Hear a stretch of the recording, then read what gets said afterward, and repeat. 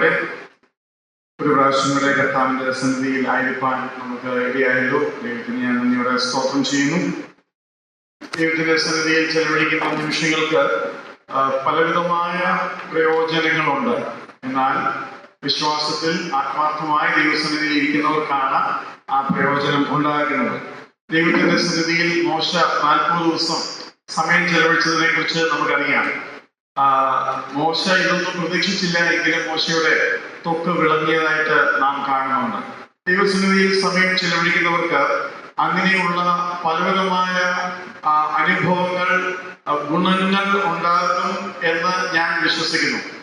പലപ്പോഴും ദൈവജനവുമായിട്ട് ധ്യാനിപ്പാൻ സമയം ചെലവഴിക്കുമ്പോൾ ആ ദിവസങ്ങളിലെ ശുശ്രൂഷയിൽ ഉണ്ടാകുന്ന കൃപയുടെ വ്യത്യാസം ഞാൻ ശ്രദ്ധിക്കാനായിട്ട് ഇടയായി തീർന്നിട്ടുണ്ട്. പ്രാർത്ഥിക്കുക മാത്രമല്ല, ദൈവസന്നിധിയിൽ ഇരിക്കുമ്പോൾ, ദൈവത്തോടുള്ള ഭക്തിയിൽ ദൈവസന്നിധിയിൽ സമയം ചെലവഴിക്കുമ്പോൾ അതിന്റെ വ്യത്യാസം അറിയാനായിട്ട് കഴിയും. അതുകൊണ്ട് നാം ഇവിടെ ആയിരിക്കുമ്പോൾ, വചനം പഠിക്കുമ്പോൾ തന്നെ എൻ്റെ കർത്താവിന്റെ അടുക്കലാണ്, കർത്താവിന്റെ പാദപീഠത്തിലാണ് എന്നുള്ള ചിന്ത നമ്മെ ഭരിക്കുകയും അത് ഹൃദയത്തിന് വലിയ ബലവും ആശ്വാസവും സന്തോഷവും നൽകേണ്ടതാണ്.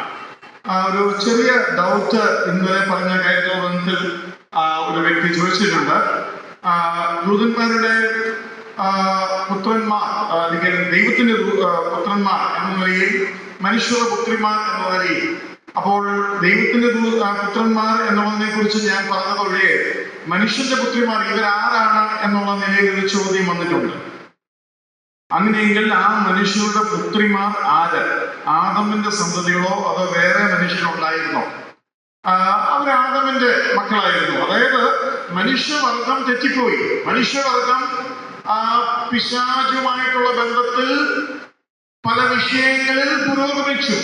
അങ്ങനെ ആ ബന്ധത്തിൽ ഉരുവായതാണ് ഈ മല്ലന്മാർ എന്നാണ് ഞാൻ വിശ്വസിക്കുന്നത്. എന്നാൽ നമുക്ക് വളരെ കുറച്ച് ഇൻഫോർമേഷനെ ആ സംഭവങ്ങളെ കുറിച്ചുള്ളൂ. അതുകൊണ്ട് അവിടെ കിടന്നുകൊണ്ട് ഒത്തിരി ഗുസ്തി പിടിച്ചിട്ട് കാര്യമില്ല.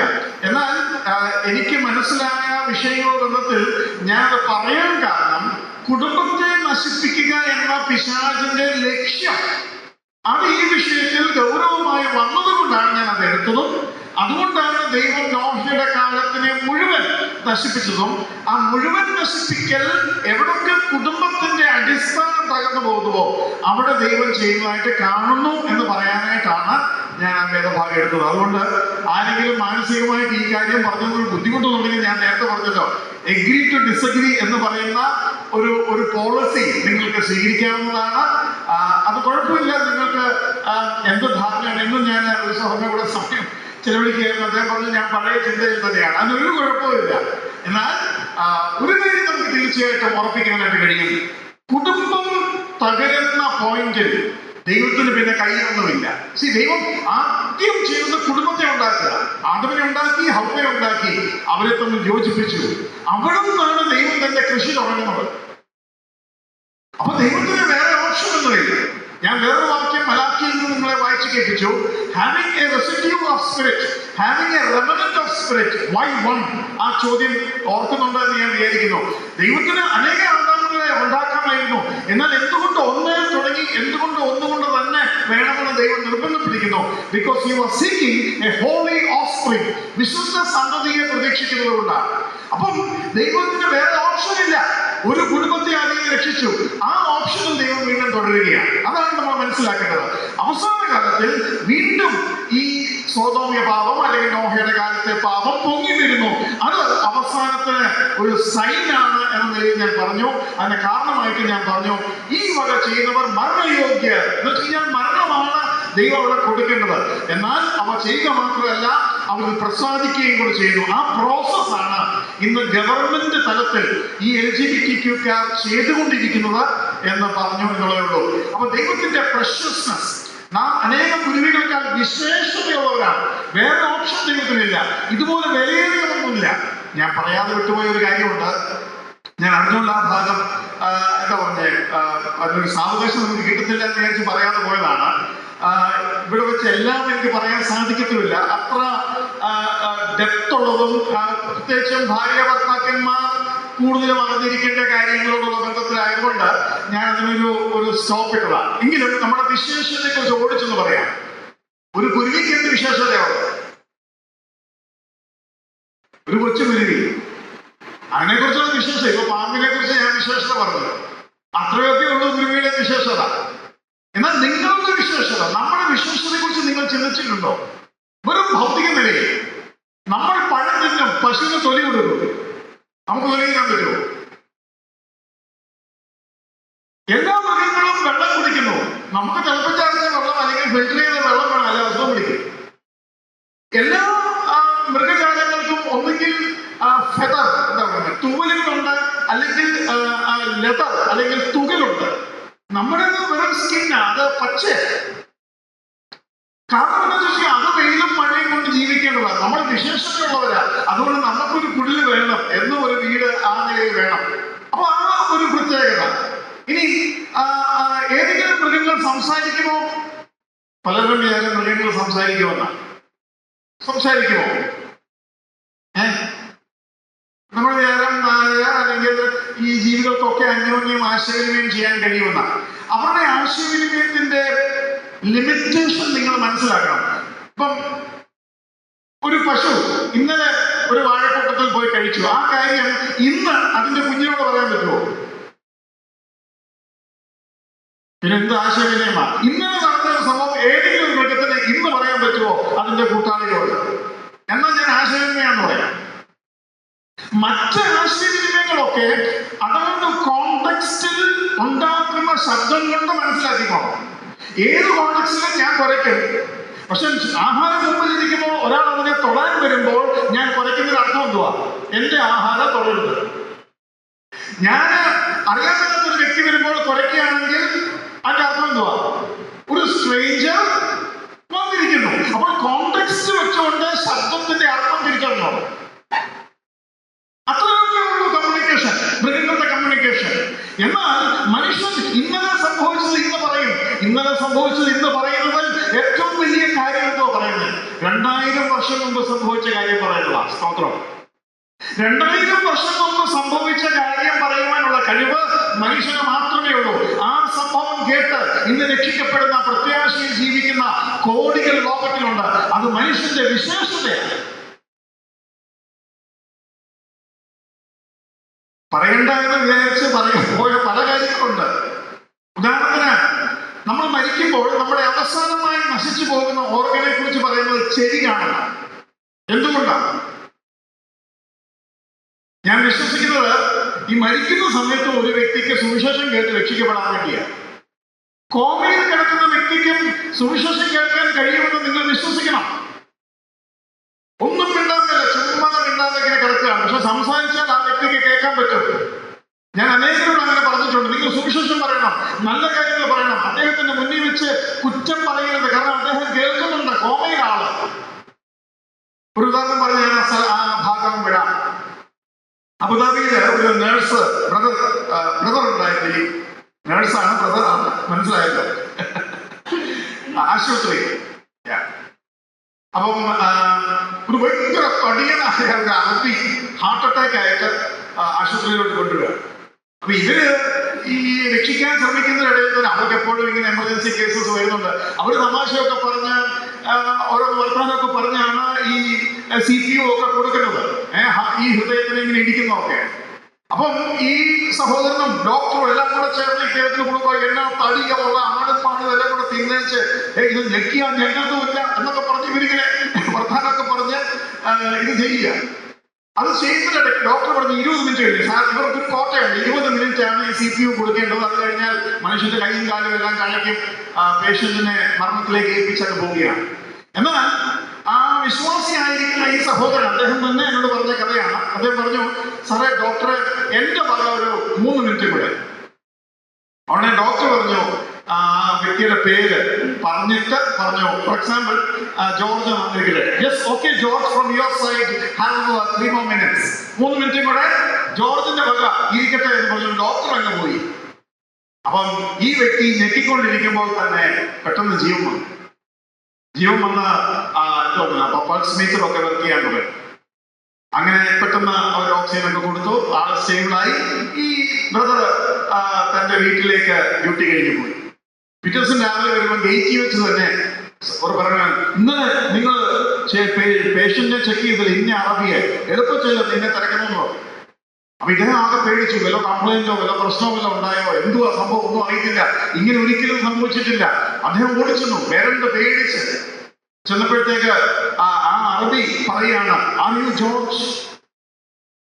ഇദ്ദേഹം ചോദിച്ചു, ചേട്ടാ എന്റെ പേര് ഇയാൾക്ക് എങ്ങനെ അറിയാം? കാരണം ഞാൻ ഇന്നലെ ഇദ്ദേഹം കണ്ണുറക്കുന്നതിന് മുമ്പ് പോയതാ, എന്റെ പേര് ഇദ്ദേഹം അറിയേണ്ട യാതൊരു ആവശ്യമില്ല. പറഞ്ഞു, ആർ യു ജോർജ്? ഇയാൾ പറഞ്ഞു, യെസ്. പറഞ്ഞു, ഇന്നലെ ഞാൻ തിരിച്ചു വരികയായിരുന്നു, അപ്പോഴത്തേക്കാണ് ഡോക്ടർ പറഞ്ഞത് ഇനി ഇടിച്ചിട്ട് കാര്യമില്ല. അപ്പൊ ഞാൻ ഒച്ചയിൽ പറയുന്നുണ്ട്, എനിക്ക് 2-3 ഇടിയും കൂടെ തരാൻ, പക്ഷെ ശബ്ദം പുറത്തോട്ട് വരുന്നില്ല. നിങ്ങൾ പറയുന്നത് എല്ലാം എനിക്ക് കേൾക്കാമായിരുന്നു. അപ്പോഴത്തേക്ക് ജോർജിന്റെ ചങ്കിടിക്കാൻ തുടങ്ങി, കാരണം അവര് തമാശക്ക് പല കാര്യങ്ങൾ പറയുന്നതാണ്. എന്നിട്ട് പറഞ്ഞു, ഡോക്ടർ പോകുന്ന നേരം, okay George from your side let the patient have 3 more minutes എന്ന് പറഞ്ഞത് ഞാൻ കേട്ടു.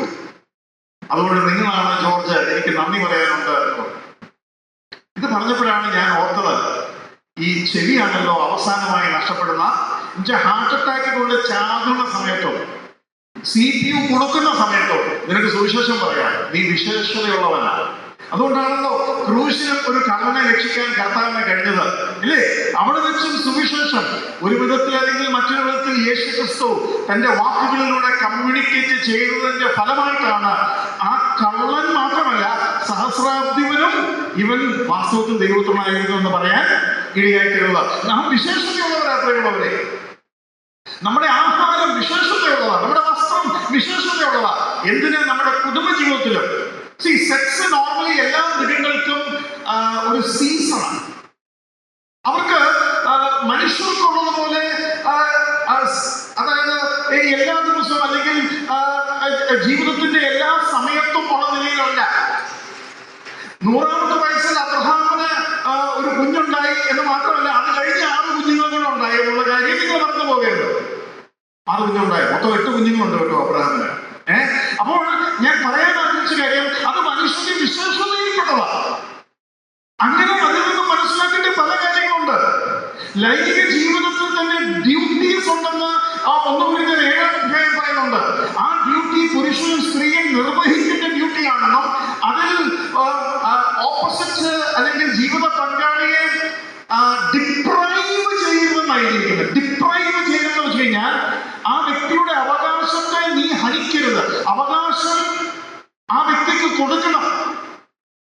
അതുപോലെ ഭാര്യ ഭർത്തൃ ബന്ധത്തിന്റെ ആ ഒരു സ്നേഹം ഈ മൃഗങ്ങളിൽ ഉണ്ടാകുന്ന കാര്യങ്ങൾ എന്ന് വെച്ച് കഴിഞ്ഞാൽ വെറും റീപ്രൊഡക്ഷൻ, അതിനകത്ത് സ്നേഹമൊന്നുമില്ല.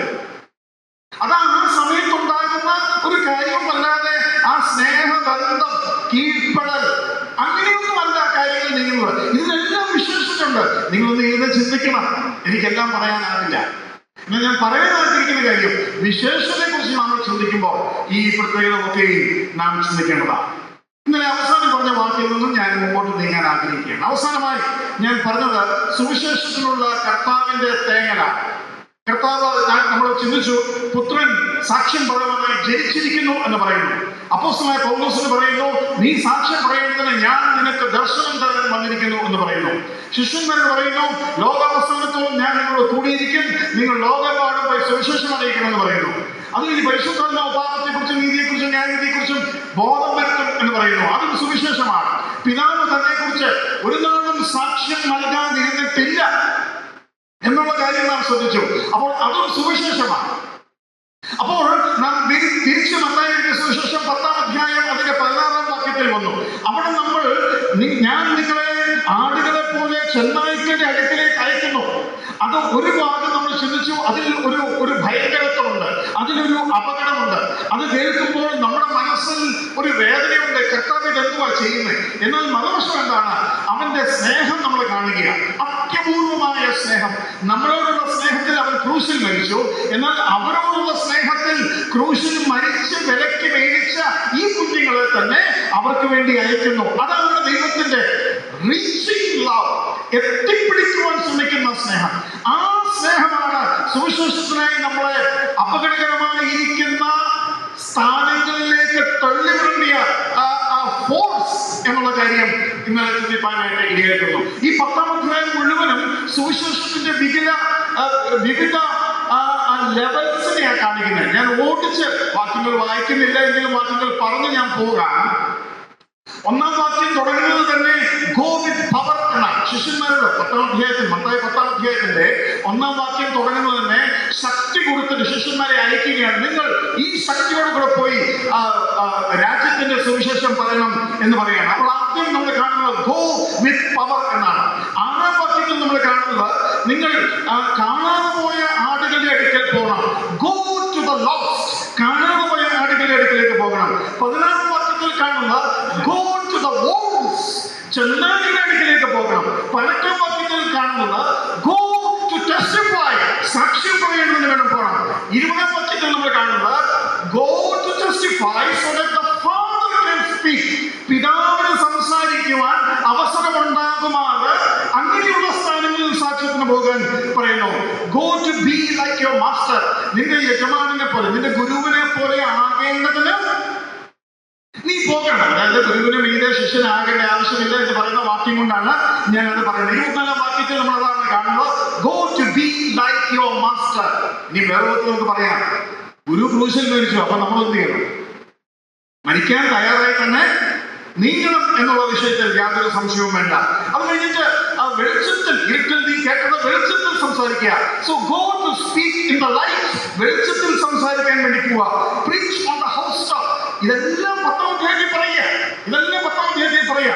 അത് കഴിഞ്ഞിട്ട് പറയാണ് fear not to be killed, മരിക്കുവാൻ നിങ്ങൾ ഭയപ്പെടരുത്. ദേഹത്തെ കൊല്ലുന്നവൻ മരിക്കുവാൻ ഭയപ്പെടണ്ട.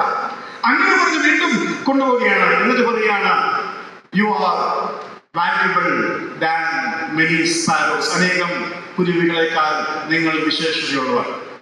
എന്നാൽ ഞാൻ പറഞ്ഞല്ലോ, നമ്മുടെ മനസ്സിലൊരു ചിന്ത വരും. എന്തോ ചിന്ത വരുന്നേ? എന്നാലും എന്റെ ദൈവമേ, അങ്ങ് ഞങ്ങളെ കൊല്ലാനായിട്ട് വിടുന്നു എന്നുള്ള ആ ഒരു ചിന്ത. ആ ചിന്ത അടുത്ത അധ്യായത്തിൽ ഒരാൾക്ക് വരിക, ശരിക്കും ഒരാൾക്ക് വരിക. അതിന്റെ കണക്ഷൻ നോക്കിക്കൊണ്ടേ 12-ാം അധ്യായത്തിൽ യോഹന്നാൻ സുവിശേഷകൻ, യോഹന്നാൻ സ്നാപകൻ ജയിലിൽ കിടക്കുക. നമ്മൾ ആഗ്രഹിച്ചതല്ല, യോഹന്നാനും ആഗ്രഹിച്ചത് എന്തുവാ? ഞാൻ ജയിലിൽ പോയിരിക്കുന്ന കർത്താവ് ഉടനെ എന്നെ വിടുവിക്കും.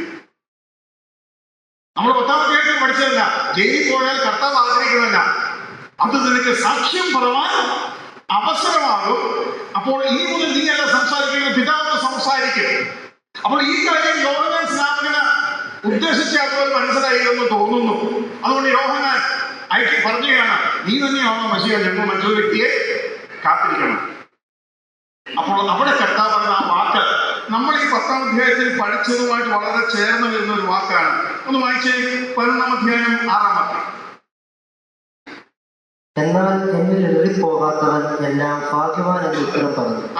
എങ്കിൽ ഇടറിപ്പോകാത്തവൻ. പ്രിയമുള്ളവരെ, ഇനിയുള്ള കാലത്തിൽ വിശ്വാസികൾ പത്രോസ് എബ്രയതുപോലെ, തോമസ് എബ്രയതുപോലെ, അനേകര് കർത്താവിനെ ഇട്ടിട്ട് ഓടിപ്പോയതുപോലെ ഈ വാക്ക്, കഠിന വാക്ക്, എന്റെ മാംസം തിന്നാതെയും എന്റെ രക്തം കുടിക്കാതെയും ഇരിക്കുന്നവൻ അവന് ജീവൻ കാണുകയില്ലെന്ന് പറഞ്ഞപ്പോൾ അവരെന്താ പറഞ്ഞേ? ഈ വാക്ക് കഠിന വാക്ക്. ഞാനിന്ന് പറഞ്ഞപ്പോൾ നിങ്ങൾക്ക് എന്തോ തോന്നി? അല്ല, ഇത് ഇത്ര ദിവസത്തെ പഠിത്തത്തെ റെഡി ആയിക്കോ എന്ന് ഞാൻ പറഞ്ഞപ്പോൾ നിങ്ങൾക്ക് എന്തോ തോന്നി? ഇത് കഠിന വാക്ക്.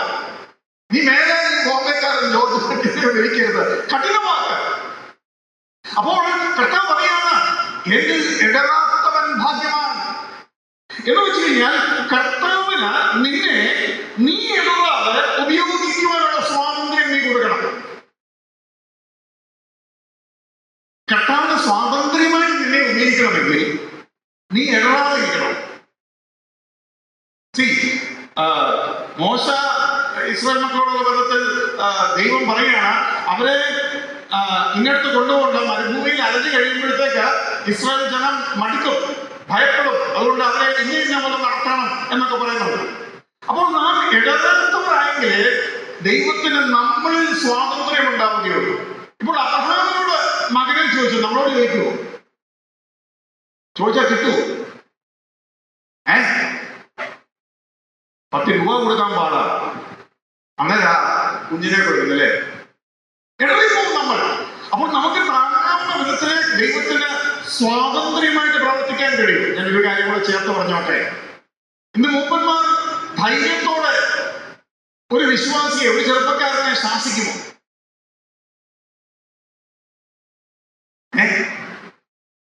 ഇന്ന് അപ്പന്മാർക്ക് മക്കളെ ഒന്ന് ശാസിക്കാൻ പേടിയാണ്. അത് ശരിയായ പ്രവണതയല്ല.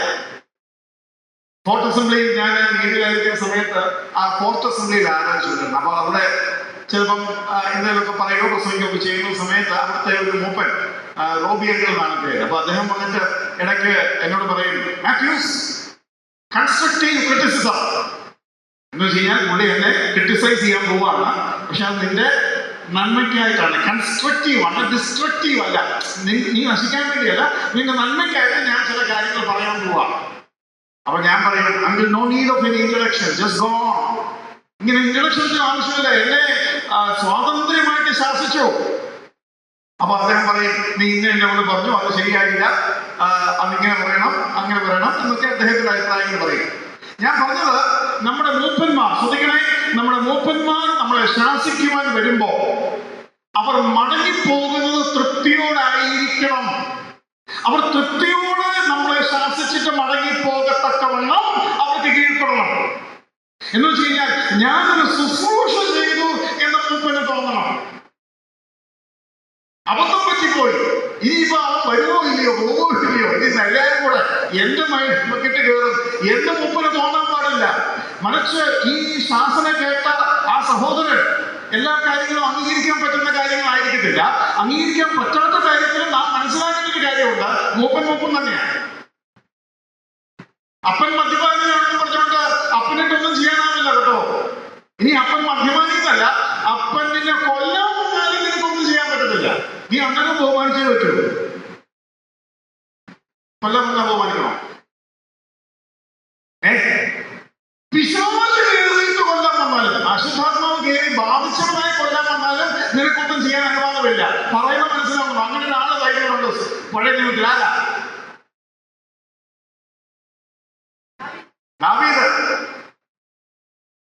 ദാവീദ് അശുദ്ധാത്മാവ് ബാധിച്ച് കൊല്ലുവാൻ വരുന്ന ശൗൽ എന്ന ശത്രുവിനോട് പറയുകയാണ്, പിതാവേ, യജമാനനെ, നീ അഭിഷിക്തനാണ്, നിന്നെ എനിക്ക് തൊടാനാവില്ല. ദൈവം ആ വ്യക്തിയെ സിംഹാസനത്തിൽ നിന്നും ഇറക്കി അതിന് പകരം ദാവീദിനെ അഭിഷേകം ചെയ്ത് കഴിഞ്ഞു. എന്നാ പിന്നെ വെള്ളം ചെയ്തത്. ഇനിയിപ്പോ അതേ ദൈവത്തിന്റെ കണ്ണിൽ ആരത്തെ രാജാവ്? ദാവീദ് അഭിഷിക്തൻ അല്ലേ? അപ്പൊ മറ്റേ അഭിഷേകം ക്യാൻസലാണ്. നമ്മൾ മനസ്സിലാക്കേണ്ട കാര്യമാണ്. നിങ്ങളുടെ നന്മയ്ക്കായിട്ട് ഞാൻ പറയുകയാണ്. മാതാപിതാക്കളെ ബഹുമാനിച്ചാൽ ആയുസ് ഉണ്ടാകുമെന്ന് പറഞ്ഞതുപോലെ തന്നെ മൂപ്പന്മാരോടുള്ള ബന്ധത്തിൽ ചിലർ അഴുക്കാണ്, ചിലർ നല്ലവരാണ്, ചിലർ ജനികരാണ്, ചിലർ വ്യക്തിപരമായ കാരണങ്ങളാണ് നിങ്ങളെ ഉപദ്രവിക്കുന്നവരായിരിക്കാം, ചിലർ ആത്മാർത്ഥമായിട്ട്. ഈ എല്ലാ കേസും ഉണ്ട്. ഓരോ കേസിലും നിനക്ക് ചെയ്യാൻ പറ്റുകയല്ല ഒന്നും. അത് നീ മനസ്സിലാക്കിക്കോ. നീ ചെയ്തിട്ടുണ്ടെങ്കിൽ നിനക്ക് നന്മ വരികയില്ല. ഞാൻ പരസ്യമായിട്ടൊക്കെ പറയുക. എങ്ങനെയും ആ വ്യക്തിയുടെ കൈയോ കാലം പിടിച്ച മയക്കി നിന്നോണം. അത് ദോഷത്തിന് കാരണമായി തീരും. അത് മാതാപിതാക്കളോട് നമുക്ക് പലരും ചിന്തിക്കുന്നത് മാതാപിതാക്കളെ അനുസരിച്ചാൽ മതി. പോരാ, ബൈബിളിൽ എഴുതിയിരിക്കുന്ന മാതാപിതാക്കളെ ബഹുമാനിക്കണമെന്നാണ്. എന്ന് വെച്ച് കഴിഞ്ഞാൽ ഇപ്പം പ്രായം ചെന്ന അമ്മ അല്ലെങ്കിൽ പിതാവ്, എടാ മോനെ, നീ മരുന്ന് മേടിക്കാൻ ഓർക്കണേ. അപ്പം 2 വട്ടം പറഞ്ഞു, 3 വട്ടം, 4 വട്ടം ആയപ്പോൾ മോനെ ദേഷ്യം വന്നു. ഞാൻ കൊണ്ടുവരും. പിന്നെ എനിക്ക് വേറെ കാര്യങ്ങളൊക്കെ ഉണ്ട്, ഒന്ന് അടങ്ങ്, എനിക്കിവിടെ ഒരു സ്വസ്ഥമായിട്ട് ഞാൻ പോയിക്കോട്ടെ. ഇങ്ങനൊന്നും പറയാൻ പറ്റത്തില്ല. അങ്ങനെയൊക്കെയുള്ള രീതികൾ നമ്മുടെ ഇടയിൽ ഉണ്ടാവും. എന്നിട്ട് വൈകുന്നേരം വന്നപ്പോൾ മരുന്ന് കൊണ്ട് കൊടുത്തു, അനുസരിച്ചു. പക്ഷെ ഞാൻ പറയാൻ ആഗ്രഹിക്കുന്ന കാര്യം, മാതാപിതാക്കൾക്ക് മക്കളിൽ നിന്നും ബഹുമാനം ലഭിക്കുന്നു എന്ന് തോന്നണം. അതിന് പറ്റിയ സ്വഭാവമൊന്നും ആയിരിക്കില്ല അവരുടെ, അതിന് പറ്റിയ നിലയിലൊന്നും ആയിരിക്കില്ല അവർ പെരുമാറുന്നത്. അത് ശരിയാണ്, അവർ ചെയ്യുന്നത് തെറ്റ് തന്നെയാണ്, അതിന് ഒരു സംശയവും വേണ്ട. പക്ഷെ നിനക്കൊരു സ്ഥാനമുണ്ട്, മകനെന്ന സ്ഥാനം. ആ സ്ഥാനം വിട്ട് അപ്പനെന്ന സ്ഥാനത്തിനോട് നിനക്ക് യാതൊന്നും ചെയ്യാനാവില്ല. അത് നമ്മൾ മനസ്സിലാക്കേണ്ട ഒരു കാര്യമാണ്. ഓക്കെ, അപ്പോൾ നാം ഇവിടെ പഠിക്കാൻ ശ്രമിക്കുന്നത് യോഹന്നാൻ സ്നാപകൻ തന്നെ രക്ഷിക്കുവാൻ മശിഹ എന്തെങ്കിലും ചെയ്യുമെന്ന് പ്രതീക്ഷിച്ചിട്ടുണ്ടാകാം. എന്തായാലും പറയുകയാണ്, എന്നിൽ ഇടറാത്തവൻ ഭാഗ്യവാൻ. ഈ 10-ാം അധ്യായത്തിൽ നമുക്ക് ഇടറാൻ അവകാശമില്ലെന്ന് മാത്രമല്ല, ഇനി വരും ദിവസങ്ങളിൽ നമ്മുടെ രാജ്യത്തിന്റെ അവസ്ഥ വെച്ച് നോക്കുമ്പോൾ ഇടറുവാൻ സാധ്യതയുള്ള ഇടങ്ങളുണ്ട്. ആ ഇടത്തിൽ നാം ദൈവത്തെ നമസ്കരിക്കേണ്ടി വരും, ദൈവത്തെ ബഹുമാനിക്കേണ്ടി വരും. ദൈവത്തെ, കർത്താവെ, അങ്ങ് അനുവദിച്ചതൊക്കെയും ശരിയാണ്.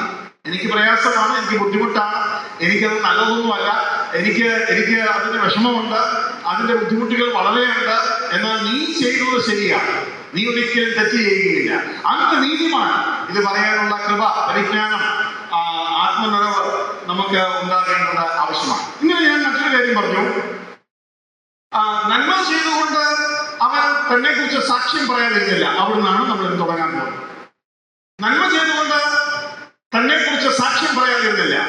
എന്നിട്ട് വെളിപ്പാടിൽ മഹാവീരണ കാലത്തിൽ അവൻ തിന്മ ചെയ്യാൻ തുടങ്ങി.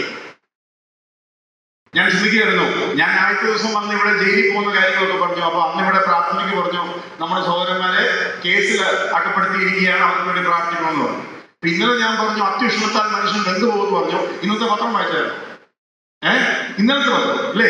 അവിടെ നിന്ന് എഴുതിയിരിക്കുന്നത് ഇന്നത്തെ ആണോ ഇന്നത്തെയാണോ? അത്യുഷ്ണം കൊണ്ട് 1-2 പേര് മരിച്ചു. ഇനി ഇത് കൂടും, അടുത്ത വർഷം ഇനിയും കൂടാൻ പോവാ ഇല്ലേ? മനുഷ്യൻ അക്ഷരാർത്ഥത്തിൽ വെന്തു പോകാൻ പോവുകയാണ്. എന്ന് വെച്ച് കഴിഞ്ഞാൽ കർത്താവിന്റെ വരവിന് ഇതൊക്കെ അടയാളമായിട്ട് ഞാൻ കാണുന്നത്. അപ്പോൾ ഞാൻ പറയാൻ ആഗ്രഹിക്കുന്ന കാര്യം, നമ്മളിവിടെ മനസ്സിലാക്കേണ്ടത്, കർത്താവിന് തന്നെ കുറിച്ച് സാക്ഷ്യം പറയാൻ 2 വിധങ്ങളുണ്ട്. ഇതാണ് ഇന്നത്തെ വിഷയം. 2 ways of gospel. 2 വിധത്തിൽ ഉള്ള പ്രസംഗം, 2 വിധത്തിലുള്ള കമ്മ്യൂണിക്കേഷൻ രീതി കർത്താവിന്റെ കാര്യങ്ങളുണ്ട്. അതിനെക്കുറിച്ച് 1-2 കാര്യങ്ങൾ നമ്മൾ മനസ്സിലാക്കണം. ഒന്ന്, യെശയ്യാ 61-ാമത്തെ അധ്യായം എടുക്കാം. യെശയ്യാ 61-ാം അധ്യായം, അതിന്റെ 1-ാം വാക്യം മുതൽ വായിക്കാം.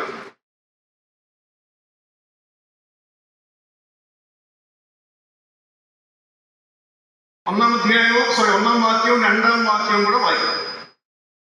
എളിയവരോട് സ്വവർത്തമാനം ഘോഷിക്കുവാൻ യഹോവ എന്നെ അഭിഷേകം ചെയ്തിരിക്കുകൊണ്ട് യഹോവയായ കർത്താവിന്റെ ആത്മാവ് എൻ്റെ മേലിരിക്കുന്നു. ഹൃദയം തകർന്നവരെ മുറികെട്ടുവാനും തടവുകാർക്ക് വിടുതലും ബദ്ധന്മാർക്ക് സ്വാതന്ത്ര്യവും അറിയിക്കുവാനും യഹോവയുടെ പ്രസാദ വർഷവും നമ്മുടെ ദൈവത്തിന്റെ പ്രതികാര ദിവസവും പ്രസിദ്ധമാക്കുവാനും. അപ്പോൾ പ്രസാദ വർഷവും പ്രതികാര ദിവസവും, അതത്ര മനസ്സിലായല്ലോ? പ്രസാദ വർഷവും പ്രതികാര ദിവസവും. ലൂക്കോസ് 4-ാം അധ്യായത്തിൽ ഒരു സിനഗോഗിൽ ചെന്നിട്ട് യേശുക്രിസ്തു ഈ വേദഭാഗം എടുത്ത് വായിക്കുന്നുണ്ട്. അപ്പോൾ പ്രസാദ വർഷവും, ആ ശ്രദ്ധിക്കണം, and the acceptable year and the vengeance days എന്നാണ്. and എന്ന് പറയുന്ന ഭാഗം കർത്താവ് ഒന്ന് വായിക്കാതെ പുസ്തകമൊക്കെ മടക്കി. ആ ഭാഗം കൂടെ നമുക്ക് നോക്കാം. ലൂക്കോസ് സുവിശേഷം 4-ാം അധ്യായം 19-ഉം കൂടെ വായിച്ചാൽ നല്ലതാണ്. പക്ഷെ നമുക്ക് സമയം ലാഭിക്കുന്നതിന് വേണ്ടി 19-ാം വാക്യം മാത്രം വായിക്കാം. 19-20 ഉറപ്പും വായിക്കാം. ബദ്ധന്മാർക്ക് വിടുതലും കുരുടന്മാർക്ക് കാഴ്ചയും പ്രസംഗിക്കുവാനും പീഡിതന്മാരെ 19-ാമത്തെ വാക്യം. ബദ്ധന്മാർക്ക് വിടുതലും കുരുടന്മാർക്ക് കാഴ്ചയും പ്രസംഗിക്കുവാനും പീഡിതന്മാരെ വിടുവിച്ചയക്കുവാനും കർത്താവിന്റെ പ്രസാദ വർഷം പ്രസംഗിക്കുവാനും.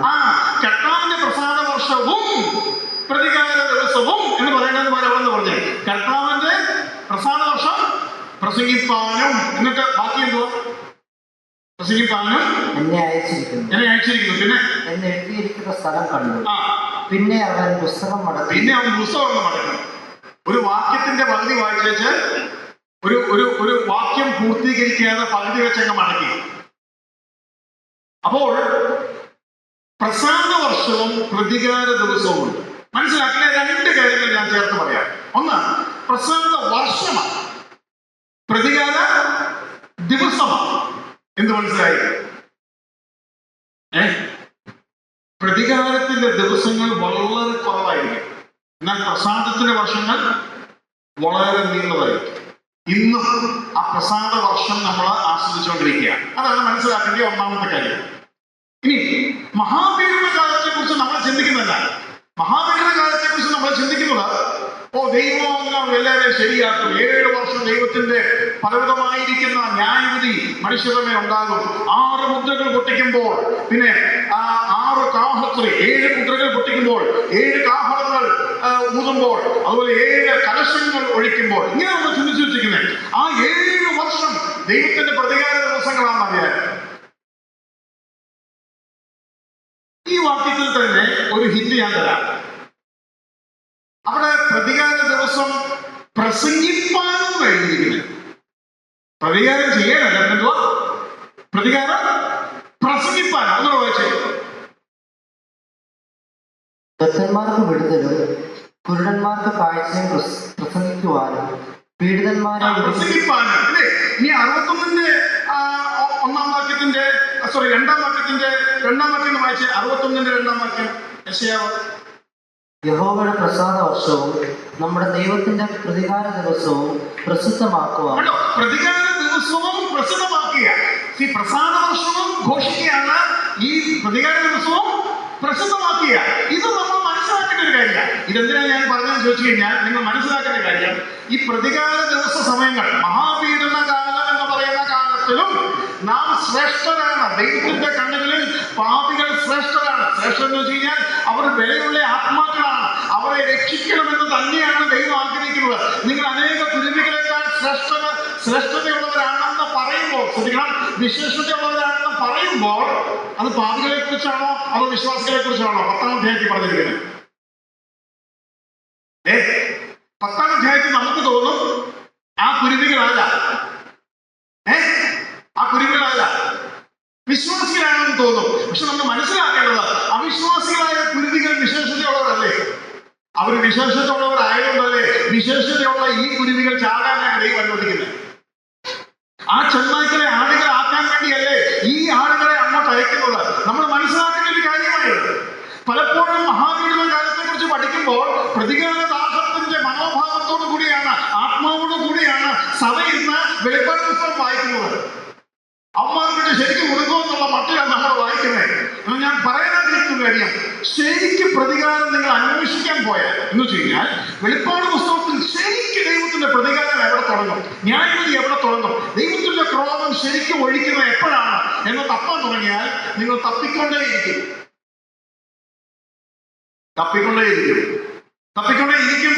നമുക്കത് കണ്ടെത്താനും കഴിയും. ഞാനത് വായിച്ച് പല ഭാഗങ്ങളിലൂടെ തെളിയിക്കാനായിട്ട് ആഗ്രഹിക്കുകയാണ്.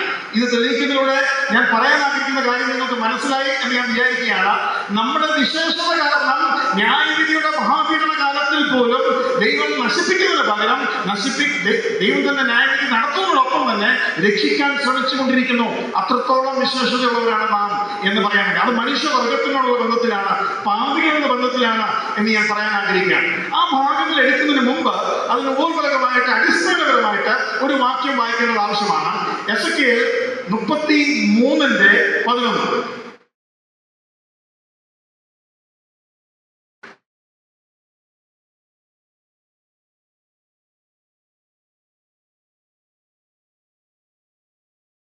എന്നാണ് ദുഷ്ടന്റെ മരണത്തിലല്ല.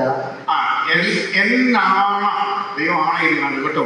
എന്നാണ് ദുഷ്ടന്മാരുടെ മരണത്തിലല്ല.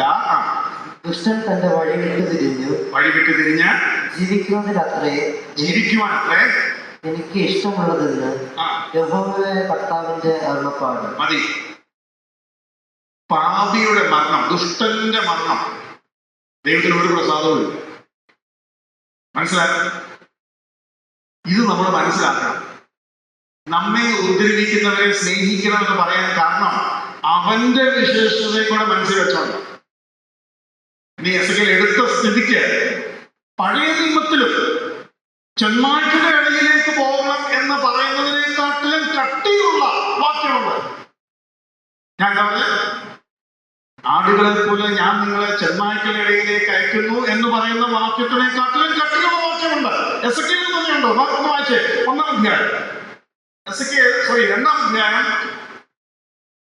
3 മുതൽ 7 വരെ.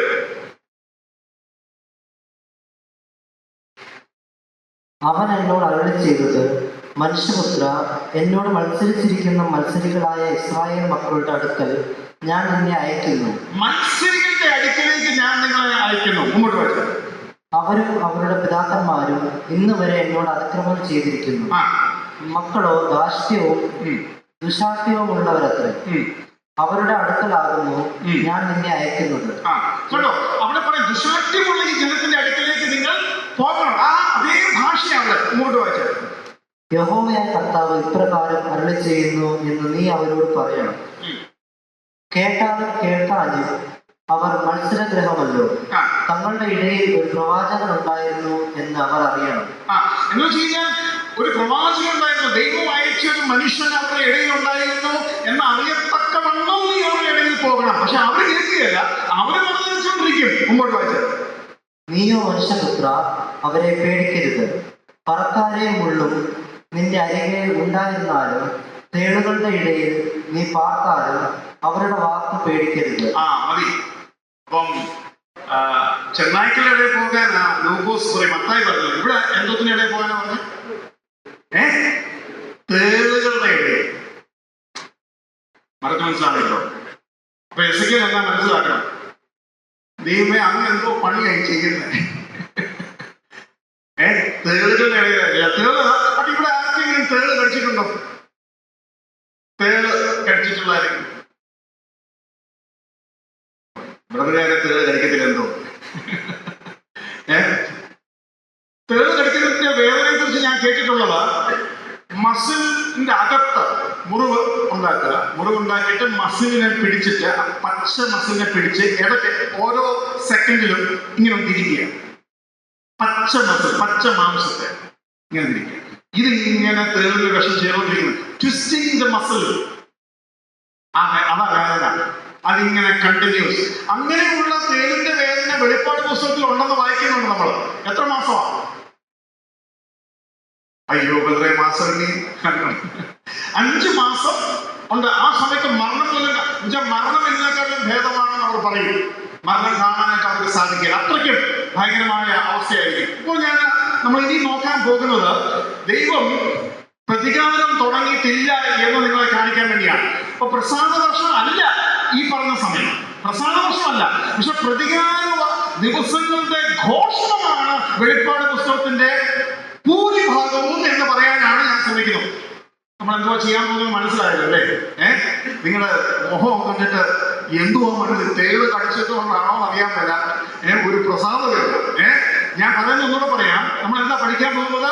വെളിപ്പാട് പുസ്തകത്തിൽ ദൈവം വാസ്തവത്തിൽ ചെയ്യുന്ന പ്രതികാരമല്ല, മറിച്ച് പ്രതികാരത്തിന്റെ ഘോഷണമാണ്. പ്രതികാരം കുറവാണ്, പ്രതികാരം പിന്നീടാണ് വരുന്നത്. അവിടെയും അവൻ രക്ഷിക്കാനാണ് ശ്രമിക്കുന്നത്. അങ്ങനെയും വെളിപ്പാട് കാലത്തും അല്ലെങ്കിൽ മഹാപീഡന കാലത്തും നാം വിശേഷതയുള്ളവരായി തന്നെ ദൈവം കാണുന്നു. എസെക്കിയേൽ 33:11 എഴുതിയിരിക്കുന്നത് പോലെ പാപികളുടെ മരണത്തിൽ പ്രസാദിക്കാത്ത ദൈവത്തെ തന്നെയാണ് നാം കാണുന്നത് എന്നാണ് നമ്മൾ കാണാനായിട്ട് പോകുന്നത്. വെളിപ്പാട് പുസ്തകം 6-ാം അധ്യായം എടുക്കാം. വെളിപ്പാട് പുസ്തകം 6-ാം അധ്യായം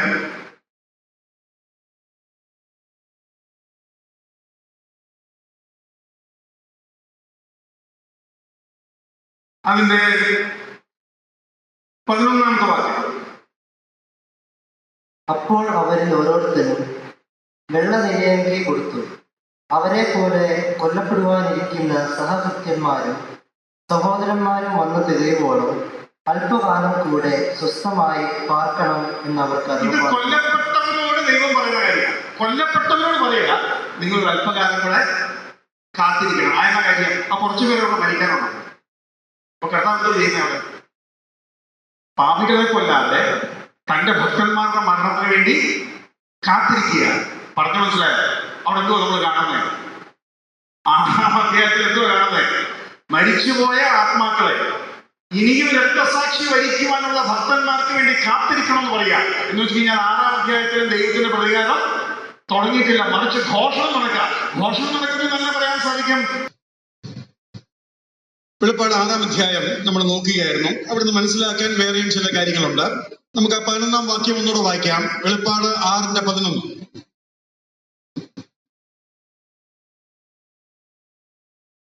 അപ്പോൾ അവരിൽ ഓരോരുത്തരും വെള്ള നിലയങ്കി കൊടുത്തു. അവരെ പോലെ കൊല്ലപ്പെടുവാനിരിക്കുന്ന സഹഭൃത്യന്മാരും സഹോദരന്മാരും വന്നു തികയോളം അല്പകാലം കൂടെ സ്വസ്ഥമായി പാർക്കണമെന്ന് അവർക്ക് അരുളപ്പാടുണ്ടായി. അവരെ പോലെ കൊല്ലപ്പെടുവാനിരിക്കുന്ന സഹോദരന്മാർ, അവരെ പോലെ കൊല്ലപ്പെടുവാനിരിക്കുന്ന സഹോദരന്മാർ, പ്രത്യേകം ശ്രദ്ധിക്കണം. അവരെ പോലെ കൊല്ലപ്പെടുവാനിരിക്കുന്ന സഹോദരന്മാർ, അവർ എന്തിനു കൊല്ലപ്പെട്ടു, അവർ എങ്ങനെ കൊല്ലപ്പെട്ടു, ആ കാര്യം നമുക്ക് മനസ്സിലാക്കുവാൻ തൊട്ട് മുകളിലത്തെ വാക്യം 9-ാമത്തെ വാക്യം നോക്കാം. 9. അവൻ 5-ാം മുദ്ര പൊട്ടിച്ചപ്പോൾ ദൈവവചന നിമിത്തവും തങ്ങൾ പറഞ്ഞ സാക്ഷ്യം ഹേതുവായും അറുക്കപ്പെട്ടവരുടെ ആത്മാക്കൾ. അപ്പോൾ ദൈവവചനം നിമിത്തവും തങ്ങൾ പറഞ്ഞ സാക്ഷ്യം നിമിത്തവും അറുക്കപ്പെട്ടവർ, ഇല്ലേ? അപ്പോൾ അവരെങ്ങനെ കൊല്ലപ്പെട്ടു? ദൈവവചനം നിമിത്തം, ഇല്ലേ? അവർ അറുക്കപ്പെട്ടവരാണ്, അവർ കൊല്ലപ്പെട്ടവരാണ്. അവരോടാ പറയുന്നത്, നിങ്ങൾ അല്പം കൂടെ കാര്യത്തിരിക്കണം. എന്താ കാര്യം? 10-ാം വാക്യത്തിൽ അവർ പ്രതികാരം ചോദിക്കുന്നുണ്ട്. കർത്താവേ, നീ ഞങ്ങൾക്ക് വേണ്ടി എത്രത്തോളം പ്രതികാരം വിട്ടാതിരിക്കണം. ആ പ്രതികാരം നമ്മളൊന്ന് കേൾക്കേണ്ടത് ആവശ്യമോ? വായിച്ചാട്ടെ. വിശുദ്ധനും സത്യവാനുമായ നാഥ, ഭൂമിയിൽ വസിക്കുന്നവരോട് ഞങ്ങളുടെ രക്തത്തെക്കുറിച്ച് നീ എത്രത്തോളം ന്യായവിധിയും പ്രതികാരവും നടത്താതെ ഇരിക്കുമെന്ന് അവർ എത്രത്തോളം നീ പ്രതികാരം പ്രസംഗിക്കും, എത്രത്തോളം നീ പ്രതികാരം പ്രസംഗിക്കും, എത്രത്തോളം നീ പ്രതികാരം വീട്ടാതിരിക്കും. അപ്പൊ കർത്താവ് പറയുകയാണ്, നിങ്ങളെപ്പോലെ തന്നെ കൊല്ലപ്പെടുവാനിരിക്കുന്നവരുടെ എണ്ണം തികയണം. 2-3 കാര്യങ്ങൾ അതിൽ നമുക്ക് മനസ്സിലാക്കാൻ കഴിയും. ഈ മത്തായി 10:16 എഴുതിയിരിക്കുന്ന വാക്യം ഇവിടെ ശരിയാകുക. എന്താ കാര്യം? നിങ്ങൾ ചെന്നായ്ക്കളുടെ ഇടയിൽ പോകണം. ചെന്നായ്ക്കളുടെ ഇടയിൽ പോകുമ്പോൾ അവർ നിങ്ങളെ പിച്ചിക്കീറും. അവർ നിങ്ങളെ കൊല്ലുമ്പോൾ നിങ്ങൾ ഭയപ്പെടേണ്ട, നിങ്ങൾ വിശേഷതയുള്ളവർ. ഈ വിശേഷതയുള്ളവർ ദൈവത്തോട് ചോദിക്കുകയാണ്, ഞങ്ങൾക്ക് വേണ്ടി പ്രതികാരം വീട്ടുന്നത് എപ്പോൾ? അപ്പോൾ കർത്താവ് പറയുകയാണ്, നിങ്ങളെപ്പോലെ കൊല്ലപ്പെടുവാനിരിക്കുന്നവരുടെ കൂട്ടം. അവിടെ നമ്മൾ 2 പക്ഷത്തിന്റെയും വിശേഷത കാണുകയാണ്. ഈ രക്ഷിക്കപ്പെട്ട മരിച്ചവരുടെ വിശേഷത. ഇനി പ്രത്യേകിച്ച് ഭക്തന്മാരുടെ മരണത്തെ കുറിച്ച് 116-ാം സങ്കീർത്തനം എന്താ പറയുന്നത്? ഭക്തന്മാരുടെ മരണം യഹോവയ്ക്ക് വിലയേറിയത്. അവിടെ ശ്രദ്ധിക്കണം, ഭക്തൻ വിലയേറിയതെന്ന് മാത്രമല്ല അവിടെ പറയുന്നത്, ഭക്തന്റെ മരണവും വിലയേറിയതാണ്. ഞാൻ നേരത്തെ പറഞ്ഞു, എന്ത് ഞാൻ പ്രസംഗിക്കുന്നുവോ, എന്തിനു വേണ്ടി ഞാൻ മരിക്കുന്നുവോ, അത് ആ പ്രസംഗത്തെ ഉറപ്പിക്കുക.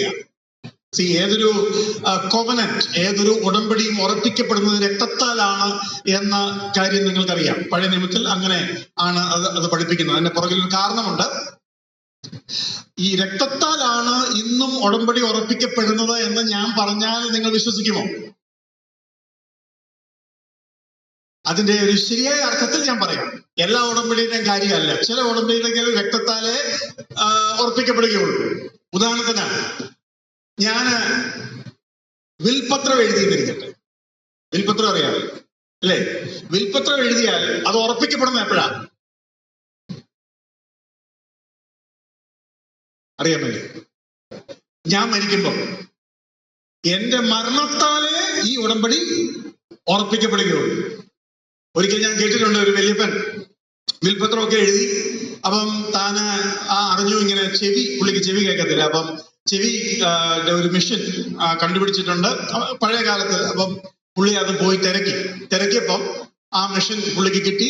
ആ മെഷീൻ വിളിച്ചോണ്ട് വീട്ടിലേക്ക് വലിയ സന്തോഷത്തോടെ വരുമ്പോ എന്റെ അപ്പച്ചനെ കുറിച്ച് വീട്ടിൽ ആരോ കാര്യമായിട്ട് സംസാരിക്കുന്നു.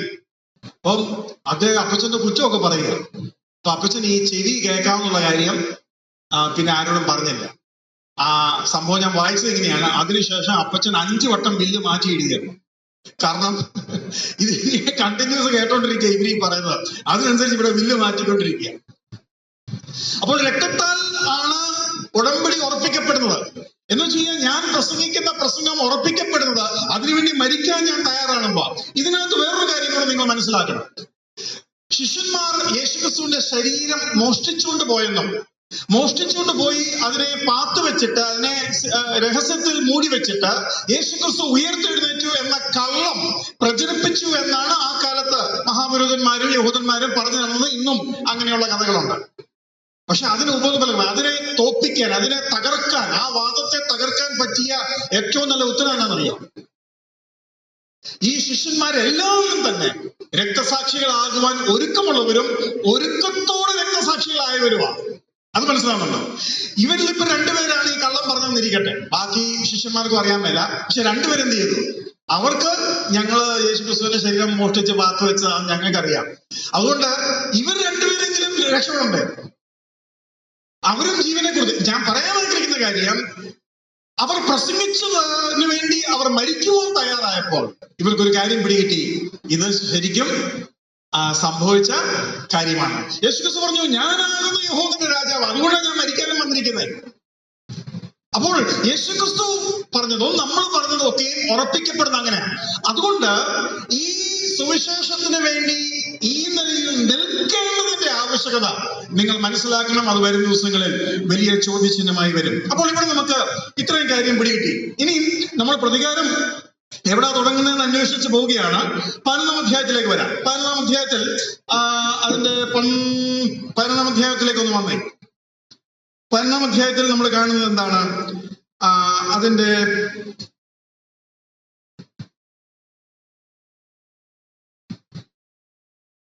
6-ാം വാക്യം. ഒരു സെക്കൻഡ്, 7-ാം വാക്യം വായിക്കും. അവർ തങ്ങളുടെ സാക്ഷ്യം തികച്ച ശേഷം ആഴത്തിൽ നിന്ന് കയറി വരുന്ന മൃഗം. അവർ തങ്ങളുടെ സാക്ഷ്യം തികച്ച ശേഷം. അപ്പൊ ഇതുവരെ എന്തോ എടുക്കുമായിരുന്നു അവര് സാക്ഷ്യം പറയില്ല, ഇല്ലേ?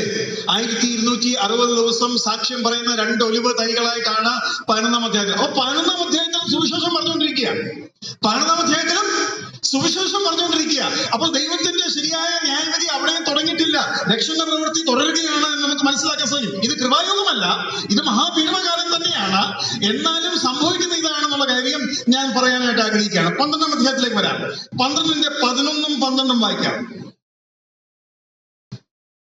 അവർ അവനെ കുഞ്ഞാടിന്റെ രക്തം ഹേതുവായും തങ്ങളുടെ സാക്ഷ്യവചനം ഹേതുവായും ജയിച്ചു. മരണപര്യന്തം തങ്ങളുടെ പ്രാണനെ സ്നേഹിച്ചതുമില്ല. അപ്പോൾ അവിടെ നമ്മൾ എന്താ കാണുന്നത്?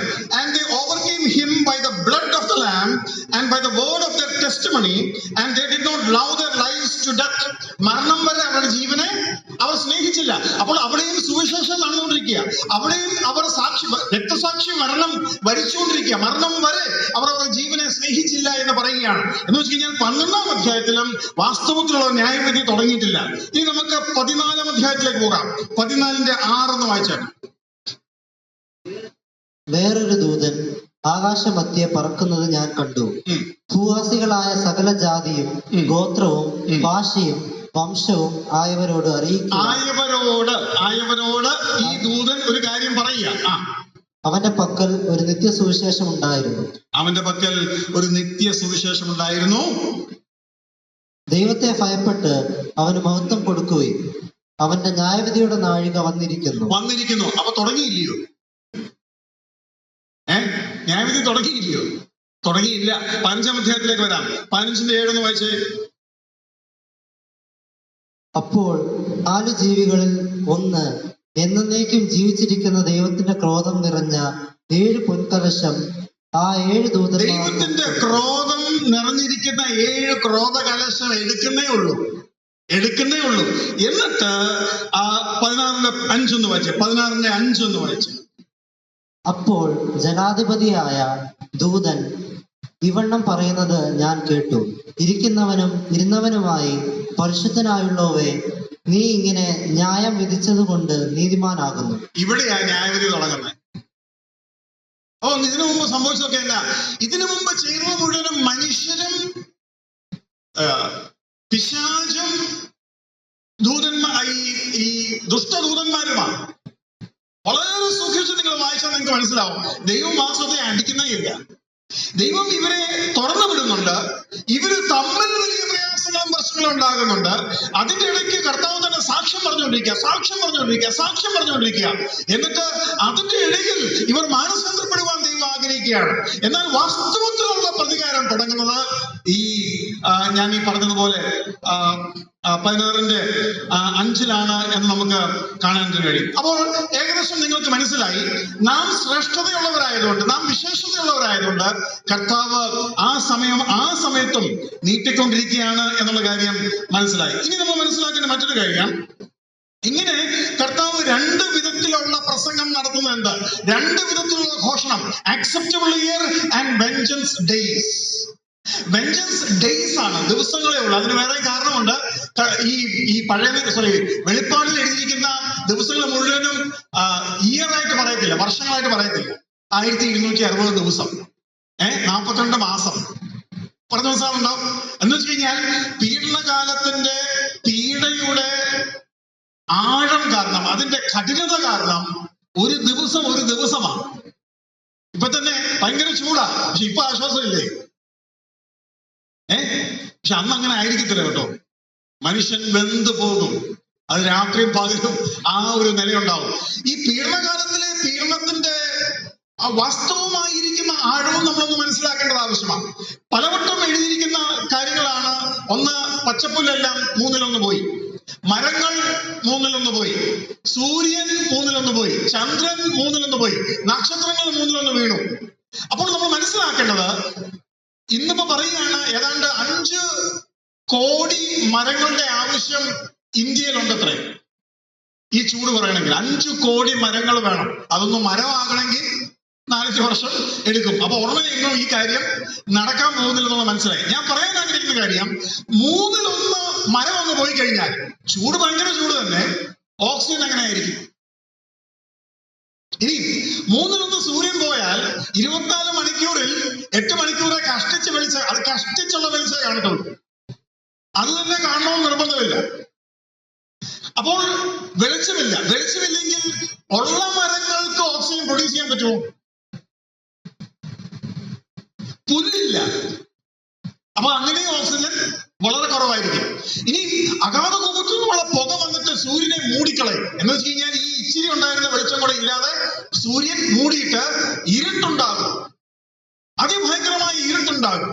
അപ്പോൾ പുക, ഓക്സിജൻ ഇല്ല, ഭയങ്കര ചൂട്, സൂര്യനില്ല, മരങ്ങളില്ല. നമ്മൾ ആ സമയത്ത് ജീവിക്കുന്ന ആ വെള്ളം മുഴുവനും കയ്പായി പോകുന്നു. അത് 1/3 കയ്പായി പോകുന്നുണ്ട്. ആഹാരം അല്ലെങ്കിൽ തന്നെ ഇല്ല. ഇത് കൂടാതെയാണ് ഈ തേള് പോലിരിക്കുന്ന ജീവി വന്ന് കടിച്ചിട്ട് 5 മാസം വേദനയുണ്ട്. ഈ UK-ലൊക്കെ പോകുന്നവർ ഡിപ്രഷന്റെ വലിയ അപകടത്തിലാണെന്നുള്ള കാര്യം അറിയാമോ? കാരണം അവിടെയും ഏകദേശം 5-6 മാസം ശരിക്കും വെട്ടമില്ല. അവർ പറയുന്നത് ഈ തണുപ്പ് കാലം കൂടെ തുടങ്ങിയാൽ മനുഷ്യന് ഒരു തുണി മാറാൻ പറ്റത്തില്ല. നിറച്ച് ഗ്ലൗസും സോക്സും എല്ലാം ഇട്ടിട്ട്, അതായത് കരഞ്ഞോണ്ട് ചിരിക്കുമെന്ന്. ഈ തണുപ്പ് കാരണം സൂചി പോലെ കയറുമെന്ന് എന്റെ ബ്രദറെ ഇങ്ങനെ എന്നോട് പറഞ്ഞിട്ടുള്ളതാ ഞാൻ ഈ പറയുന്നത്. എന്ത് പറയാ, ഇച്ചിരി വെട്ടം കാണാൻ കൊതിക്കും, സൂര്യ വെളിച്ചം. അപ്പം ആ സമയത്ത് എന്തുമായിരിക്കും അവസ്ഥ? അല്ലെ, ഈ പറഞ്ഞ സ്ഥലത്തെ അവസ്ഥ ആ സമയത്ത് എങ്ങനെ ആയിരിക്കും? നമുക്കൊന്നും ഊഹിക്കാൻ പറ്റുന്ന നിലയിലല്ല മഹാവീരുടെ കാലം ഇരിക്കുന്നത്. അപ്പോൾ അതിന്റെ മധ്യയും ദൈവം ഇവരെ രക്ഷിക്കുവാനായിട്ട് ശ്രമിച്ചുകൊണ്ടിരിക്കുക. അവസാനം പാപികളുടെ മരണത്തിൽ ദൈവത്തിന് പ്രസാദമില്ല. മഹാവീരുടെ കാലത്ത് പിന്നെ ചത്തോട്ട കുഴപ്പമില്ലെന്നല്ല. അവിടെയും നമ്മളോട് പറയുന്നത്, നീ പോയി എന്ത് ചെയ്യണം? തേള് പോലെയുള്ളവരോട് സുവിശേഷം പറയണം. ഇതാണ് നമ്മൾ മനസ്സിലാക്കേണ്ട കാര്യം. ഇനി ഞാനൊരു കാര്യം നിങ്ങളോട് പറയാം. പഴയ നിയമത്തിൽ ദൈവം മോശ മുഖാന്തരം ഇസ്രായേൽ മക്കളോട് സംസാരിച്ചപ്പോൾ ഇസ്രായേൽ മക്കൾ പറഞ്ഞു, ദൈവം ഞങ്ങളോട് സംസാരിക്കണ്ട, മോശ സംസാരിച്ചാൽ മതി എന്ന് പറഞ്ഞു. അങ്ങനെ പറഞ്ഞപ്പം അതിനൊരു പരിഹാരമായിട്ട് ദൈവം എന്തോ പറഞ്ഞേ? ഞാൻ ആ ഭാഗങ്ങൾ എടുക്കുന്നില്ല, എന്റെ സമയം ഓടിപ്പോവുക. നിങ്ങൾക്ക് വീട്ടിൽ പോയി നോക്കാം. ഞാൻ വാക്യങ്ങൾ വേണം പറയാം. ആവർത്തന പുസ്തകം 18-ാം അധ്യായം അതിന്റെ 15-ഉം 16 മുതൽ 18 വരെ വായിക്കാം. 15 മുതൽ 18 വരെ വായിക്കാം. ആവർത്തനം 18-ന്റെ 15 മുതൽ 18 വരെ വായിക്കാം. വീട്ടിൽ പോയി വായിച്ചാൽ മതി. അവിടെ നമ്മൾ കാണുന്നത്, ഞാൻ സംസാരിക്കേണ്ട, മോശ സംസാരിച്ചോട്ടെ എന്ന് പറഞ്ഞില്ലേ? അതുകൊണ്ട് ഞാനൊരു കാര്യം തീരുമാനിച്ചു. ഞാൻ നിങ്ങളുടെ ഇടയിൽ നിന്നും ഒരു സഹോദരനെ എഴുന്നേൽപ്പിച്ച്, നിങ്ങളെപ്പോലെ, മോശയെ പോലെ ഒരു വ്യക്തിയെ എഴുന്നേൽപ്പിച്ച് നിങ്ങളോട് സംസാരിക്കും. അത് കർത്താവായ യേശുക്രിസ്തുവിനെ കുറിച്ചുള്ള പ്രവചനമാണ്. എന്നാൽ ഒരു വിധത്തിൽ എന്തുവാ ദൈവം പറഞ്ഞേ? ദൈവം ഞങ്ങളോട് സംസാരിക്കില്ല, മോശ സംസാരിച്ചാൽ മതി എന്ന് പറഞ്ഞപ്പോ ദൈവം പറയാ, എന്നാൽ ഞാൻ മോശയെ പോലെ വന്നിട്ട് സംസാരിക്കട്ടെ. അപ്പൊ കുഴപ്പമില്ലല്ലോ. ദൈവത്തിന്റെ ആ ഭാഷ നോക്കിക്കേ. If you don't like my way, I will come to you in your way. എന്റെ വഴി നിനക്ക് ഇഷ്ടമല്ലെങ്കിൽ നീ ആഗ്രഹിക്കുന്ന വഴിയിലും എനിക്ക് വരാൻ കഴിയും. അപ്പോൾ കർത്താവായ യേശുക്രിസ്തു വരുമ്പോൾ ആ കർത്താവ് പറയുന്നൊരു കാര്യമുണ്ട്. മത്തായി സുവിശേഷത്തിന്റെ 11:17 നോക്കി. 11:17.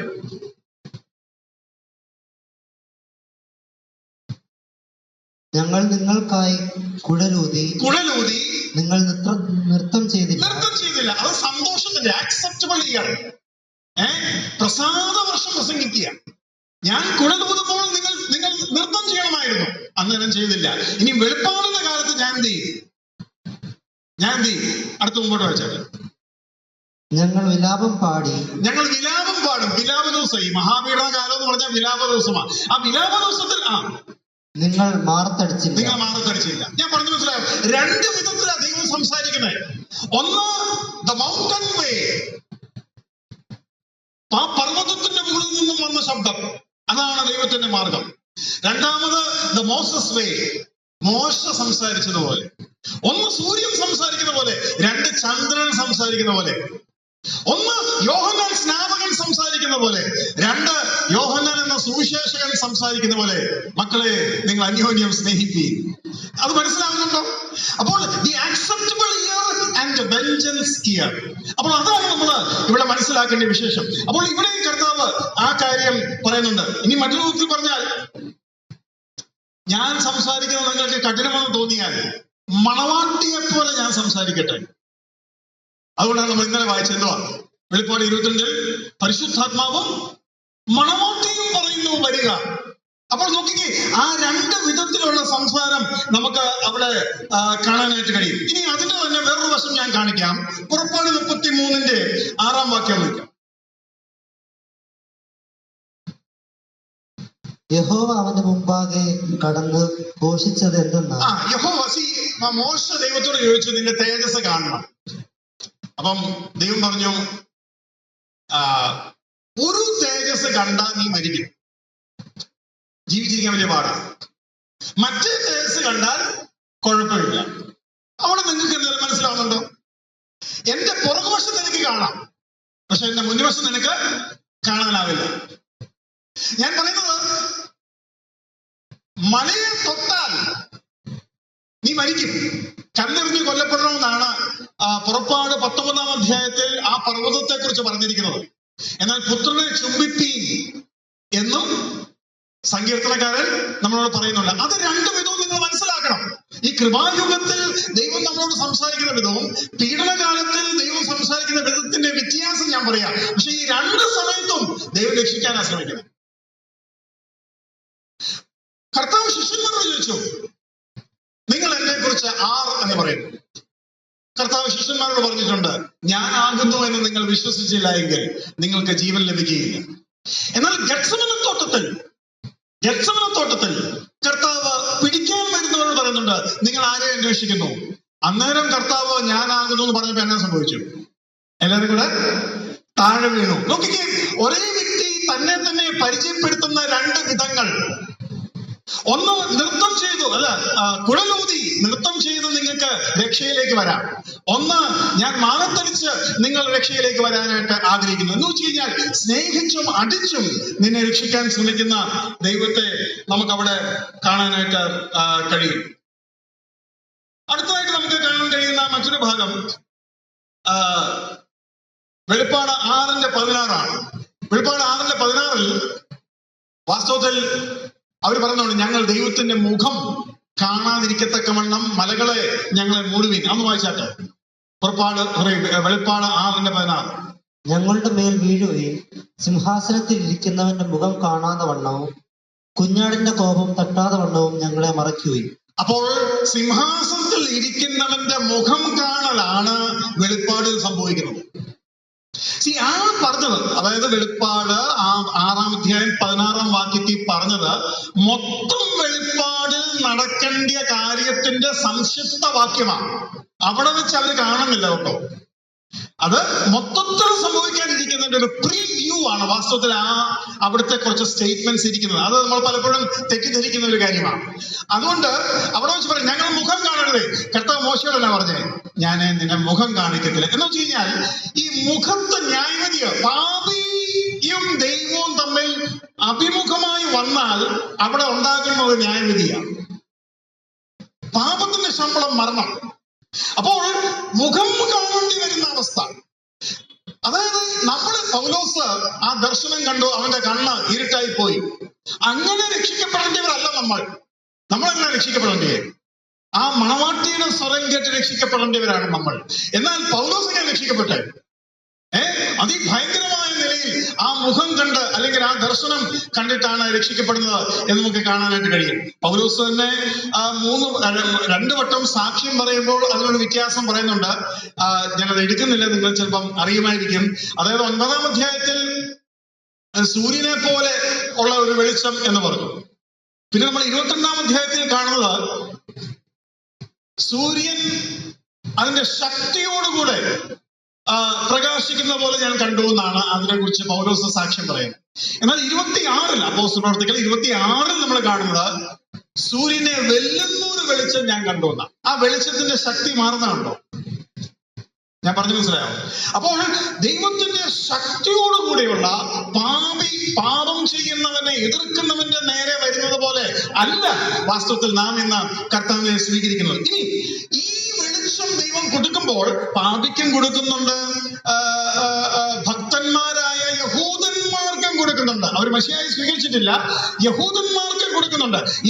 ഈ ഭക്തന്മാരെങ്കിലും അവർ രക്ഷിക്കപ്പെട്ടവരല്ല, അവർ ഭക്തന്മാർ. പൗലോസ് ഭക്തനായിരുന്നോ?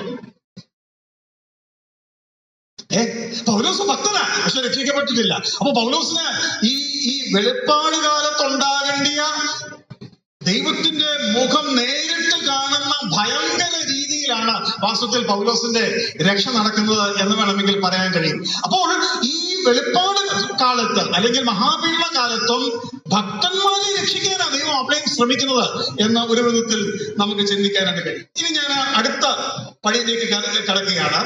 2ാമത്തെ സുവിശേഷം അറിയിക്കുന്ന, പഴയ നിയമത്തിൽ സുവിശേഷം അറിയിക്കുന്നതിന്റെ പ്രത്യേകത രാജ്യത്തിന്റെ സുവിശേഷം. ഇന്ന് നമ്മൾ കേൾക്കുന്ന എങ്ങനത്തെ സുവിശേഷമാണ്? കൃപയുടെ സുവിശേഷം. കൃപയുടെ സുവിശേഷം പറയുന്നത് പോലെ അല്ല രാജ്യത്തിന്റെ സുവിശേഷം പറയുന്നു. രാജ്യത്തിന്റെ സുവിശേഷം പറയുമ്പോൾ രാജാവ് വരുന്നു എന്നാ പറയുന്നത്. ദൈവരാജ്യം അടുത്തിരിക്കിയാൽ മാനസാന്തരപ്പെടുകയും. അപ്പോൾ ദൈവരാജ്യം അടുത്തിരിക്കാൻ മാനസാന്തരപ്പെടുക എന്ന് പറയുമ്പോൾ രാജാവ് എഴുന്നള്ളാൻ പോവാ. രാജാവാകുന്നതിന് മുമ്പ്, അല്ലെ രാജാവാകുന്നതിന് തൊട്ട് മുമ്പ്, അല്ലെ രാജാവായി കഴിഞ്ഞ ഉടനെ തന്നെ ചെയ്യുന്ന ഒരു കാര്യമുണ്ട്. എന്തുവാ? രാജാവ് രാജ്യം ഏറ്റെടുക്കുന്നതിന് തൊട്ട് മുമ്പോ ഏറ്റെടുത്ത ഉടനെയോ ചെയ്യുന്ന ഒരു കാര്യമുണ്ട്. ശത്രുക്കളെ മുഴുവനും സംഹരിക്കുക. അവസാനത്തെ വാക്കാണ്. ഒന്നെങ്കിൽ നിനക്ക് കീഴ്പ്പെടാം, ജീവിച്ചിരിക്കാം, അല്ലെങ്കിൽ നിനക്ക് മരിക്കാം. ഇതാണ് വെളിപ്പാട് കാലത്തിലെ ദൈവ സ്വഭാവം. ഞാൻ പറഞ്ഞത് മനസ്സിലാവുന്നുണ്ടോ? ഇന്നങ്ങനല്ല. ഇന്ന് എങ്ങനെയാണെന്നറിയാമോ? ഇന്ന് ഒരു പെൺകുട്ടിയോട് എന്നെ വിവാഹം കഴിക്കുവാൻ നിനക്ക് മനസ്സാണോ എന്ന് ചോദിക്കുന്ന വിവാഹ പ്രപ്പോസൽ പോലെയാണ് സുവിശേഷം അറിയിക്കപ്പെടുന്നത്. അതുകൊണ്ടാണല്ലോ പൗലോസ് പറയുന്നത്, ഞാൻ നിങ്ങളെ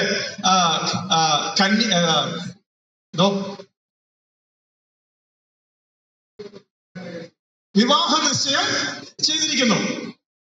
അപ്പോൾ ഞാൻ പറയാൻ ആഗ്രഹിച്ച കാര്യം, ഈ 2 വ്യത്യാസം അവിടെ നമുക്ക് കാണാൻ കഴിയും. ഉദാഹരണത്തിന് ദാവീദ് രാജാവായപ്പോൾ തന്നെ ചിലരെ ശിക്ഷിക്കുന്നതായിട്ട് നമുക്ക് കാണാൻ കഴിയും. അതേപോലെ തന്നെ ചിലരോട് കരുണ കാണിക്കുന്നതായിട്ട് കാണാൻ കഴിയും. ശലോമോന്റെ കാലത്തും നമുക്കറിയാം, ശലോമോൻ രാജാവായപ്പോൾ ചിലരെ കൊല്ലുന്നതായിട്ട്, ശിക്ഷിക്കുന്നതായിട്ട് നമുക്ക് കാണാൻ കഴിയും. അപ്പോൾ രാജാക്കന്മാരുടെ എല്ലാം പ്രത്യേകതയാണ് അങ്ങനെയുള്ള തരത്തിൽ തന്റെ രാജ്യം, തന്റെ ഭരണം തുടങ്ങുക എന്ന് പറയുന്നത്. അതും നമുക്ക് ഇവിടെ വെച്ച് കാണാനായിട്ട് കഴിയും. ഇനി വളരെ ഇമ്പോർട്ടന്റ് ആയിട്ടൊരു കാര്യം പറയാൻ പോവാ. എനിക്ക് വളരെ താല്പര്യമുള്ള ഒരു വിഷയമാണ്.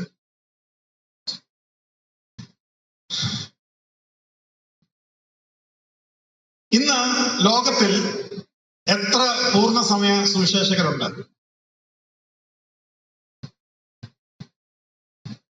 വല്ലാത്ത ചോദ്യം അല്ലേ? കേരളത്തിൽ എത്ര സുവിശേഷകരുണ്ട് പൂർണ്ണസമയം? ഞാൻ മനസ്സിലാക്കുന്ന ഏകദേശം 1000 ഉണ്ടെന്നാ ബ്രദറുകാർ. ഇന്ത്യയിൽ മൊത്തമായിട്ട് ഏകദേശം 3000 പൂർണ്ണസമയ സുവിശേഷകർ ഉള്ളതായിട്ട് ഞാൻ മനസ്സിലാക്കുന്നു. എന്നാൽ ബ്രദറുകാർ മാത്രമല്ല, മൊത്തം ലോകത്തിൽ എല്ലാ സഭകളിലും ചേർന്ന് എത്ര സുവിശേഷകരെ കാണും? ഊഹം പറയാം.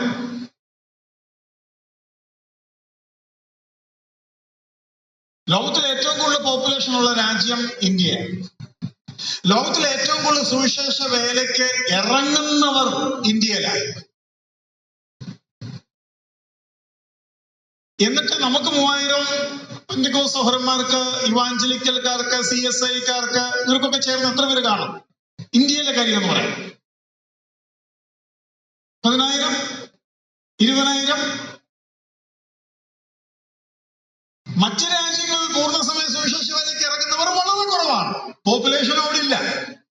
വേറൊരു 10,000 കൂടെ കൂട്ടാം. എല്ലാം കൂടെ എനിക്കൊരു 35,000 പേരെ കിട്ടുന്നുള്ളൂ, എത്ര ശ്രമിച്ചിട്ടും. ഞാൻ നെറ്റിൽ നോക്കി, അന്നേരം ഏകദേശം ആ എണ്ണത്തിലാണ് ഇരിക്കുന്നത്. എങ്കിലും ഞാനൊരു 1,00,000 പേരെന്നങ്ങ് ചിന്തിക്കാൻ ആഗ്രഹിക്കുക. 1,00,000 പേരെന്നങ്ങ് ചിന്തിക്കാൻ അങ്ങ് ആഗ്രഹിക്കുക. അത്രയും ഒരു വിധത്തിലും കിട്ടുന്നില്ല. എനിക്ക് നെറ്റിൽ കിട്ടിയത് മാക്സിമം 35,000 ഒക്കെയാണ് പൂർണ്ണ സമയ സുവിശേഷകർ. ലോക ജനസംഖ്യ എത്ര? 800 കോടി. അപ്പം ഏകദേശം 1,00,000 പേരുണ്ടെങ്കിൽ 800 കോടിയാണ് ലോക ജനസംഖ്യ എങ്കിൽ ഒരാൾ എത്ര പേരോട് സുവിശേഷം പറയണം? 80,000 പേരോട് സുവിശേഷം പറയണം, അല്ലേ? 80,000 പേരോട് സുവിശേഷം പറയണം.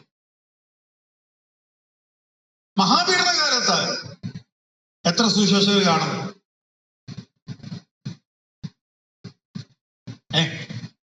ഒന്ന് നോക്കാം. വെളിപ്പാട് 7-ാം അധ്യായം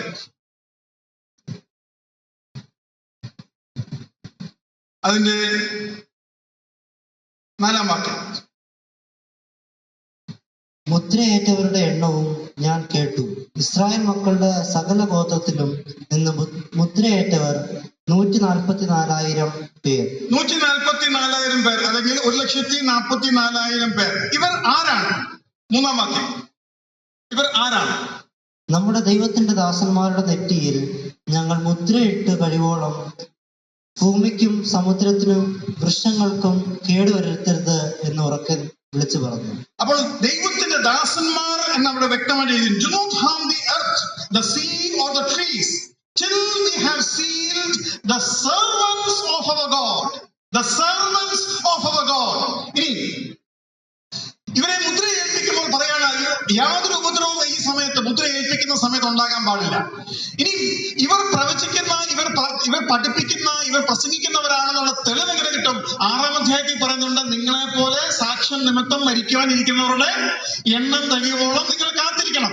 അപ്പോൾ ഇവർ തന്നെയാണ് പ്രസംഗിച്ച് മരിക്കേണ്ടവർ എന്നും നമുക്ക് അവിടെ വെച്ച് മനസ്സിലാക്കുക. ഇനി അടുത്ത ചോദ്യം, ഈ സുവിശേഷകർ 1,44,000 ഉണ്ട്. കൂടാതെ വേറെയും പ്രസംഗിക്കുന്നവരുണ്ടാകും, കാരണം ഓൾറെഡി മരിച്ചവരുടെ എണ്ണം ഈ കൂട്ടത്തിൽ പെടുന്നില്ല.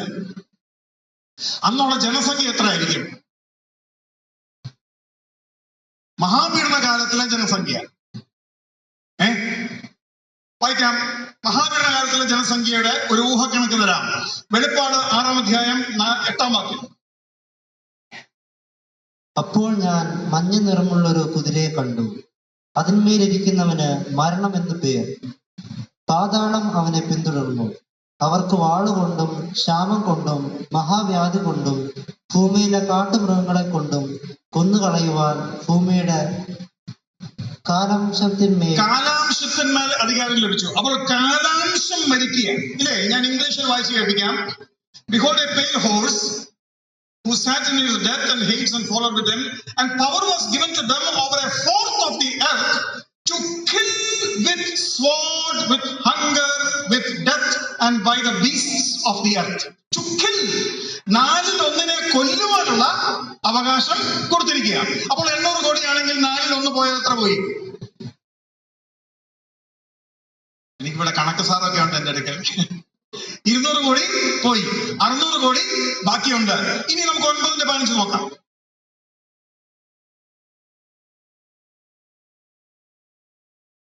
ഉടനെ മനുഷ്യരിൽ 1/3 കൊല്ലുവാൻ ഇന്ന ആണ്ട്, മാസം, ദിവസം, നാഴികയ്ക്ക് ഒരുങ്ങിയിരിക്കുന്ന 4 ദൂതന്മാരെയും അഴിച്ചുവിട്ടു. അപ്പോൾ എത്ര മരിച്ചു? 3/1 മരിച്ചു. അപ്പോൾ 600 ആയിരുന്നു ബാക്കി ഉണ്ടായിരുന്ന. 600-ൽ 3/1 പോയാൽ 300 വീണ്ടും പോയി. ബാക്കി എത്ര ഉണ്ട്? ഇത് 400 ഉണ്ട്. അന്നേരം ഇവർ ഈ പ്രസംഗിക്കുന്നത്. അപ്പൊ 400 കോടിക്ക് 1,44,000 പേര്, ഇന്ന് 800 കോടിക്ക് 1 ലക്ഷമേ ഉള്ളൂ. ഞാനത് കയറ്റി പറഞ്ഞിട്ട് എന്ത് മനസ്സിലായത് നിങ്ങൾക്ക്? ഞാൻ എന്തോ ഒരു കാര്യം പറയാൻ പോവുക. 800 കോടിക്ക് ഇന്ന് 1 ലക്ഷം പോലും ഇല്ല. എന്നാൽ 400 കോടിക്ക് 1,44,000 ഉണ്ട്. അതിലെല്ലാം ചാകാൻ നിൽക്കുന്ന പാർട്ടീസാണ്. എന്ന് വെച്ച് കഴിഞ്ഞാൽ ടെററിസ്റ്റ് പോലെയുള്ള സുവിശേഷകരായില്ലേ, നമ്മളെ പോലെ ഉള്ളവരല്ല.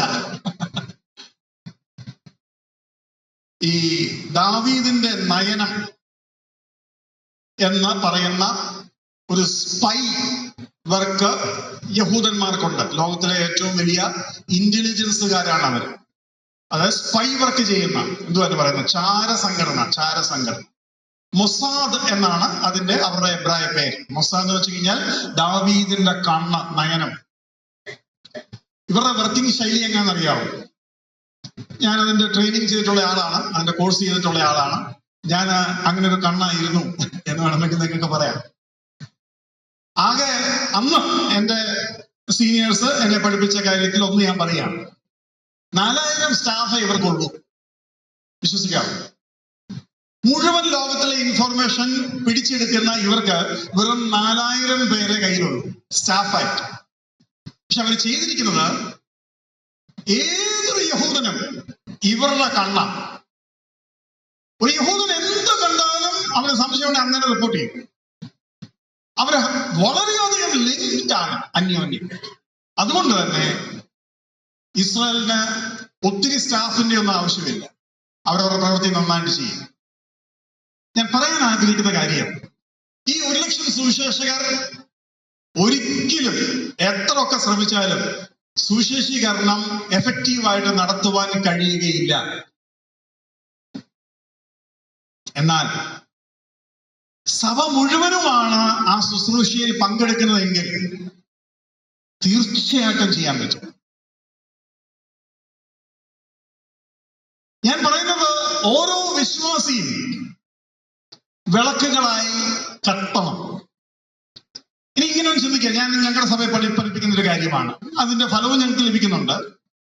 ഓരോ വിശ്വാസികളും ഞാൻ പറഞ്ഞിരിക്കുന്ന ഏറ്റവും കുറഞ്ഞത് നിങ്ങൾ മുഖാന്തരം ഒരു 100 കോണ്ടാക്ട് ഉണ്ടായിരിക്കണം.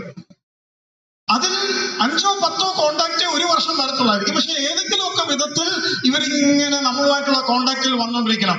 അപ്പോൾ 100 പേരുള്ള ഒരു സഭയിൽ 100 കോണ്ടാക്ട് ഓരോ വിശ്വാസിയും തേടുകയോ കണ്ടെത്തുകയോ ഡെവലപ്പ് ചെയ്യുകയോ ലക്ഷ്യം വെക്കുകയോ ചെയ്യുകയാണെങ്കിൽ 100 പേരുടെ ഒരു സഭ എത്ര പേരോട് സുവിശേഷം അതിശക്തമായി പറയും? 100 × 100 10,000. അപ്പോൾ 10,000 പേരെ ഒരു സഭ ടച്ച് ചെയ്യുകയാണെങ്കിൽ കൊട്ടാരക്കരയിൽ എന്തുമാത്രം സഭയുണ്ടോ അത്രയും സഭ മതി കൊട്ടാരക്കര മുഴുവനും എഫക്റ്റീവ് ചെയ്യാനായിട്ട്, വർക്ക് ചെയ്യാനായിട്ട്. നമ്മൾ മനസ്സിലാക്കേണ്ടത്, ഓരോ കുഞ്ഞും സുവിശേഷം പറയണം, കോണ്ടാക്ട് ഉണ്ടാക്കണം. ഇനി നമ്മുടെ ഒരു പ്രശ്നം, ക്രിസ്തീയ സഭകളിൽ ഏറ്റവും കൂടുതൽ ഗൗരവമുള്ള വിശ്വാസികൾ ബദറൻ സഭക്കാരാണ്. ശരിയാണ്. എന്നാ ഗൗരവമാണെന്നറിയോ? ബ്രദറുകാർക്ക് ചിരിക്കാൻ എന്തൊരു ബുദ്ധിമുട്ടാണെന്നറിയോ? ഇനി ഏറ്റവും കുറച്ച് അയൽവക്കവുമായി ബന്ധമുള്ള, സമൂഹവുമായി ബന്ധമില്ലാത്ത സഭകളിൽപ്പെട്ട ആൾക്കാരാണ് നമ്മൾ. സാമൂഹിക ബന്ധം തീരെയില്ല. എന്താ കാര്യം? ഈ റിസർവ്നെസ്, ഈ ഗൗരവം, ഈ ഉൾവലിച്ചൽ, അതിന് നമ്മൾ വേർപാടെന്നാ പേര് പറയുന്നത്. അത് വേർപാടൊന്നും അല്ല കേട്ടോ. ബർബരന്മാർക്ക് വേണ്ടി ബർബരനും യഹൂദന് വേണ്ടി യഹൂദനുമാകുവാൻ തയ്യാറായ പൗലോസ് ഇത്തരത്തിലുള്ള ആളല്ല. നമ്മളൊരു കാര്യം മനസ്സിലാക്കണം. കർത്താവ് നമുക്ക് തന്നിരിക്കുന്ന ഉത്തരവാദിത്വം, കർത്താവ് നമ്മളോട് കേഴുന്ന അപേക്ഷ, കർത്താവ് ആത്മാക്കളെ വിലമതിക്കുന്ന വിധം, അതിനുവേണ്ടി എന്തും ചെയ്യുവാൻ തയ്യാറാകുന്ന ദൈവം, ആ മനസ്സോടുകൂടെ നമ്മൾ ലോകത്തിൽ നോക്കിയാൽ നമുക്ക് ചുറ്റുമുള്ളവരെയാണ് ആദ്യം ഇമ്പാക്ട് ചെയ്യേണ്ടത്. അതിന് നമ്മൾ ഒന്നാമതായി ചെയ്യേണ്ടത്, നമ്മൾ ഇറങ്ങിച്ചെല്ലണം. ഇന്ന് എത്ര പേർക്ക് അവരുടെ അയൽവക്കക്കാരുടെ പേരുകൾ അറിയാം? പ്രത്യേകിച്ച് ബോംബെ പോലുള്ള സ്ഥലങ്ങളിൽ, സിറ്റികളിൽ തൊട്ടപ്പുറത്തെ വാതിലുള്ള കുടുംബത്തെ അറിയാൻ മേല. അവരുടെ പ്രശ്നങ്ങൾ ഒട്ടും അറിയാൻ മേല, പേരറിയാൻ മേല. ഇത് ഞാൻ ഹൈദരാബാദിൽ ഒരിടത്ത് പ്രസംഗിച്ചു കഴിഞ്ഞപ്പം പുള്ളി പറയാ, ബ്രദറെ എനിക്ക് മിണ്ടാൻ വലിയ പാടാ, വലിയ പ്രയാസമാ, പിന്നെ എങ്ങനാ മിണ്ടുന്നേ, എന്താ പ്രശ്നം? നമുക്ക് എന്തുകൊണ്ടൊന്ന് ചിരിച്ചുകൂടാ? ഞാൻ ചെയ്യുന്ന പല കാര്യങ്ങളിലൊന്ന്, ഞങ്ങൾ താമസിക്കുന്നിടത്ത് രാവിലെ നടക്കാൻ പോവോ ഓടാൻ പോവോ ചെയ്യുമ്പോൾ ആരെ കണ്ടാലും ഒരു ഗുഡ് മോർണിംഗ് അങ്ങ് പാസ്സാക്കും. ആദ്യമൊക്കെ അവരിങ്ങനെ എന്നെ തുറച്ചു നോക്കും. കാരണം അറിയാൻ മേലാത്ത ഒരാള് സ്ട്രേഞ്ചർ ഗുഡ് മോർണിംഗ് പറയുമ്പോൾ നമുക്ക് പരിചയമില്ലാത്തൊരു കാര്യമായിരിക്കും. പിറ്റേ ദിവസം അതുവഴി ഞാൻ നടന്നു പോകുമ്പോൾ വീണ്ടും നല്ല ചിരിയോട് കൂടെ ഒരു ഗുഡ് മോർണിംഗ് അങ്ങ് പാസ്സാക്കും. അപ്പൊ അവർ ചെറുതായിട്ടൊന്ന് അനങ്ങും. മൂന്നാം ദിവസം ആകുമ്പോൾ അവർ റെഡിയാ ഗുഡ് മോർണിംഗ് പറയാൻ. മൂന്നാം ദിവസം എന്തോ കിട്ടും, ഗുഡ് മോർണിംഗ് തിരിച്ച് അതുപോലെ ഒരു സ്ട്രോങ് ഗുഡ് മോർണിംഗ്. അവർക്ക് മനസ്സിലാവും എന്നും നടക്കാൻ വരുന്ന ഒരാളാണ് അദ്ദേഹം, ഗുഡ് മോർണിംഗ് പറയുന്ന ആളാണ്, തിരിച്ചൊരു ഗുഡ് മോർണിംഗ് കൊടുക്കണം. നാലാം ദിവസം ഞാൻ അറിഞ്ഞുകൊണ്ട് കണ്ടില്ല എന്നുള്ള ഭാവേനെ അങ്ങോട്ടും ഇങ്ങോട്ടും നോക്കും. അന്ന് ഇവര് സാറേ ഗുഡ് മോർണിംഗ്. അഞ്ചാം ദിവസം എന്താ പേര്? ജോർജ് മാത്യു. എവിടാ ഞാൻ ഇവിടെ താമസം. ശരി. ആറാം ദിവസം എന്തെടുക്കുന്നു? പരിചയമായോ? രാവിലെ കാണുന്നവർ, വൈകുന്നേരം കാണുന്നവർ, ജോലിക്ക് പോകുമ്പോൾ കാണുന്നവർ, എന്നും കാണുന്നവർ, എന്നും കാണുന്ന 100 പേർ നമുക്കില്ലേ? അത് കഴിഞ്ഞിട്ട് ചിലപ്പോ ഒരു ബർത്ത്ഡേ വിശേഷം പറഞ്ഞോ അല്ലെങ്കിൽ ഒരു ക്രിസ്മസ് വിശേഷം പറഞ്ഞോ നമുക്കൊരു കുശല പ്രശ്നം നടത്താൻ സാധിക്കും. ഒരു ദിവസം സാറ് വീട്ടിലോട്ട് വാ, ചായ കുടിക്കാം. ഞാൻ ആശുപത്രികളിൽ കയറി ചെല്ലും, ഡോക്ടർമാരെ പരിചയപ്പെടും. സാറേ എന്റെ വീട് തൊട്ടടുത്താ, ഒരു ദിവസം നമുക്ക് ചായ കുടിക്കണം. എന്തെങ്കിലുമൊക്കെ ബന്ധം പറയും. പല ഇലക്ട്രീഷ്യനെ വിളിക്കും, പല പ്ലംബേഴ്സിനെ വിളിക്കും, പല പെയിന്റേഴ്സിനെ വിളിക്കും, പല മേസ്ത്രിമാരെ വിളിക്കും. നമ്മൾ ഈ ഏറ്റവും ലാഭമുള്ള ആളിനെ മാത്രമേ വിളിക്കത്തുള്ളൂ. എന്നിട്ട് 100 രൂപയുടെ സുവിശേഷം എന്ന് പറയണം എന്ന് വെച്ച് കഴിഞ്ഞാൽ അവൻ ചിലപ്പോൾ ഒരു അരമണിക്കൂർ പണിയെടുക്കാതെ നമ്മുടെ സുവിശേഷം കേൾക്കുമായിരിക്കും. മാറ്റി വിളിക്കണമെന്നേ. നിന്റെ കോണ്ടാക്റ്റിൽ 10 പ്ലംബർ ഉണ്ടായിരിക്കണം, 10 ഫ്രിഡ്ജ് നന്നാക്കുന്നവൻ, AC നന്നാക്കുന്നവൻ ഉണ്ടായിരിക്കണം. കാരണം നിന്റെ ലക്ഷ്യം സുവിശേഷം പറിച്ചില്ല. ഇനി വേറെ എന്താ മാർഗം? ഞാൻ അവിടെ ഒരു ബാസ്കറ്റ് ബോളിന്റെ ഒരു ബോർഡ് മേടിച്ചു വെച്ചു. കുട്ടികളോട് പറഞ്ഞു, എന്റെ കയ്യിൽ ഇഷ്ടം പോലെ ബോൾ, 4-5 ബോള്, ബാസ്കറ്റ് ബോളിന്റെ ബോൾ. ഇച്ചിരി കാശൊക്കെ ചെലവാകും, പിള്ളേരെ പഠിപ്പിക്കാം. ഉടനെ 1, 2, 3, 4 ഒരു 25-നും 30-നും ഇടയ്ക്ക് പിള്ളേര് എന്റെ അടുത്ത് കളിക്കാൻ വരും, ബാസ്കറ്റ് ബോൾ കളിക്കാൻ. അവര് ക്ഷീണിച്ച് തളർന്ന് കളിയെല്ലാം കഴിഞ്ഞ് ആ ഇരിക്കുന്ന സമയത്ത് പതുക്കെ ദൈവത്തെ കുറിച്ച് പറയും. ജനറലി ഒരല്പം കൂടെ ആഴത്തിൽ പോകാൻ അവസരം ലഭിച്ചാൽ യേശുക്രിസ്തുവിനെ കുറിച്ച് പറയും. അവർക്ക് എന്നെ അറിയാം, ഇപ്പോൾ എനിക്ക് അവരെ അറിയാം, പേരറിയാം. എവിടെ വെച്ച് കണ്ടാലും അവരിപ്പോ എന്നെ വിളിക്കുന്നത് കോച്ചാണെന്നാ പറയുന്നത്. അവരെ ഒരു ദിവസം ബർത്ത്ഡേ എന്ന് പറഞ്ഞുകൊണ്ട് വീട്ടിൽ വിളിച്ചു. എന്റെ കുഞ്ഞുങ്ങളോട് ഞാൻ പറയും, നിങ്ങൾ വർഷത്തിൽ 2 ബർത്ത്ഡേ വേണമെങ്കിൽ ചെയ്തു, 3 ബർത്ത്ഡേ വേണം ചെയ്തു. പിള്ളേരെ നിങ്ങളുടെ കൂട്ടുകാരെ വിളിച്ചോണ്ട് വരണം, പപ്പായെ പരിചയപ്പെടുത്തണം. ഈ കഴിഞ്ഞ വർഷം സംഭവിച്ചത് ഞാൻ പറയാം. ഞാനോ മറന്നിരിക്കുകയായിരുന്നു. കൊച്ചു പിള്ളേരുടെ ഒരു കൂട്ടമുണ്ട്, വലിയ പിള്ളേരുടെ ഒരു കൂട്ടമുണ്ട് ബാസ്കറ്റ് ബോൾ കളിക്കുന്നത്. ഈ കൊച്ചു പിള്ളേർ എന്റെ അടുത്ത് വന്ന് പറയാം, സാറിന്റെ ബർത്ത്ഡേ ഈ വരുന്ന ആഴ്ചയിൽ ഞങ്ങൾ വരും. അവര് വന്നു. ഞാൻ അജോനെ വിളിച്ച് സുവിശേഷം പറയിപ്പിച്ചു. അപ്പോൾ 10-15 ഇവരെല്ലാം മുറിയും തൊട്ട് എല്ലാം വരുന്നേ. ഞാൻ പറയാൻ ആഗ്രഹിക്കുന്ന കാര്യം, there are thousands of ways to reach. ഇവിടെ എല്ലാം സുവിശേഷം പറയണമെന്നല്ല, കോണ്ടാക്ട് ഉണ്ടാക്കണം. ആ കോണ്ടാക്റ്റിനെ ഇന്നല്ലെങ്കിൽ നാളെ സുവിശേഷമായി നമുക്ക് കൺവേർട്ട് ചെയ്യാൻ കഴിയും. എന്റെ സഭയിലെ വിശ്വാസികളോട് പറഞ്ഞത്, നിങ്ങളുടെ ഓഫീസിലെ ആൾക്കാരുമായിട്ട് ഞങ്ങളെ പരിചയപ്പെടുത്താം. ഓഫീസിൽ വിളിച്ചോണ്ട് പോകും എന്നെ. ഓഫീസിൽ വിളിച്ചോണ്ട് പോയിട്ട് സുവിശേഷം അറിയിക്കാനുള്ള അവസരങ്ങൾ സഭയിലെ വിശ്വാസികൾ ഉണ്ടാക്കി തരും. നിങ്ങൾക്ക് പറയാൻ അറിയത്തില്ലെങ്കിൽ നിങ്ങൾ നിങ്ങളുടെ സുവിശേഷകനെ വിളിക്കണം. സഹോദരിമാർ, ഒരാൾ രോഗിയായി സുവിശേഷകനെ അറിയിക്കണം. സുവിശേഷകനെ ഇരുത്തിപ്പുറപ്പിക്കരുതെന്ന് ഞാൻ പറയുന്നത്. സുവിശേഷകനെ മൂപ്പനെയും കണ്ടിന്യൂസ് വിളിച്ചുകൊണ്ടിരിക്കണം. ഞങ്ങളുടെ അയൽവക്കത്ത് ഒരാൾ രോഗിയാണ്, ഞങ്ങളുടെ അയൽവക്കത്ത് ഒരാൾ ആവശ്യക്കാരനാണ്, ഒരാൾക്ക് മാനസിക പ്രശ്നമുണ്ട്, ഒരാൾ ഡിപ്രഷനിലൂടെ കടന്നു പോകുന്നു, ഒരാൾക്ക് ചില ഉപദേശങ്ങളുടെ ആവശ്യമുണ്ട്. അല്ല, നിങ്ങൾക്ക് പറയാൻ കഴിയുമെങ്കിൽ തീർച്ചയായിട്ടും പറയണം. അങ്ങനെ സുവിശേഷന്മാർക്ക് എത്താൻ കഴിയും. ഇന്ന് ഞങ്ങൾക്ക് ഡയറക്റ്റ് ആക്സസ് ഒരു വീട്ടിലും ഇല്ല. ഞങ്ങൾക്ക് ത്രൂ സപ്ലി അതേ പറ്റത്തുള്ളൂ ഇന്ന്. അതാണ് ഇപ്പോഴത്തെ ഒരു സാഹചര്യം എന്ന് പറയുന്നത്. നിങ്ങൾ വീട്ടിൽ വട ഉണ്ടാക്കുമ്പോൾ 10 വട എക്സ്ട്രാ ഉണ്ടാക്കണം. എന്തിനാ? സുവിശേഷം പറയാൻ. എങ്ങനെ? നിങ്ങൾ 2 ദിവസം അയൽവക്കക്കാർക്ക് വട കൊടുത്താൽ 3-ാം ദിവസം എന്ത് സംഭവിക്കും? വട തിരിച്ചും വരും അല്ലേ? അപ്പോൾ ഇത് ബന്ധമായില്ലേ? അപ്പൊ ഞാൻ ഇന്നു മുതൽ എന്ത് പ്രതീക്ഷിക്കുന്നു? കൊട്ടാരക്കരയിലെ വിശ്വാസികൾ എന്ത് ചെയ്യും? എക്സ്ട്രാ വട ഉണ്ടാക്കും, എക്സ്ട്രാ പായസം ഉണ്ടാക്കും. എന്താ? പതിവില്ലാതെ അവർ ചിരിക്കും. ഇവർക്കെന്താ പറ്റി? ഇവര് വലിയ വിശുദ്ധന്മാരൊക്കെ ആയിരുന്നല്ലോ, ഇപ്പൊ എന്നാ ചിരിക്കുന്നത്? ഞാൻ ചോദിച്ചോട്ടെ, ആരാ ചിരിക്കുന്നത്, ആരാ ചിരിക്കാത്തതെന്ന് ഞാൻ പറയാം.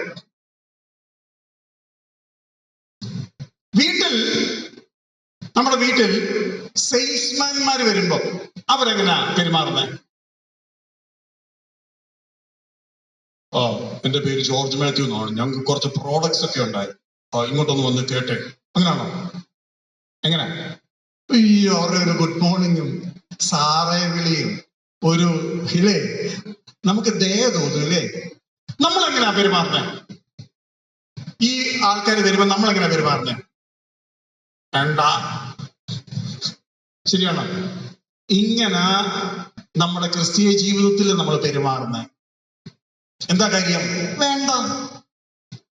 ആത്മാക്കളുടെ വലിയ ഭാരം. പൗലോസ് പറയുന്നത്, ഞാൻ സുവിശേഷം പറഞ്ഞില്ലെങ്കിൽ എനിക്ക് അയ്യോ കഷ്ടമെന്നാ. ഞങ്ങൾക്കോ, നമുക്കോ? നമുക്ക് കുഴപ്പമൊന്നുമില്ല. പൗലോസിന് അങ്ങനെ ഒരു കുഴപ്പമുണ്ട്, അത് പുള്ളിയുടെ പ്രശ്നം. നമുക്ക് അങ്ങനെ ഒരു കുഴപ്പമില്ല. ഞാൻ പറഞ്ഞു, ഈ ഭൂമിയിൽ ജീവിച്ചിരിക്കുവാൻ ന്യായമായ ഒരു കാരണം നമ്മൾ ഇന്നലെ ആവശ്യം സമയം അതിനുവേണ്ടി കൊടുത്തതാ. ഒറ്റ കാരണത്താലാണ് നമ്മൾ ഇവിടെ ഭൂമിയിൽ നിൽക്കുന്നത്. കർത്താവ് പോലും ഭൂമിയിൽ വരാതെ തന്റെ മണവാട്ടിയെ കൂട്ടിക്കൊണ്ട് പോകാതിരിക്കുന്നത് കുറച്ചുപേരും കൂടെ രക്ഷിക്കപ്പെട്ടു എന്ന് പറഞ്ഞാണ്. ഇനി ന്യായവിധി സമയത്ത് ന്യായം വിധിക്കാതിരിക്കുന്നതോ?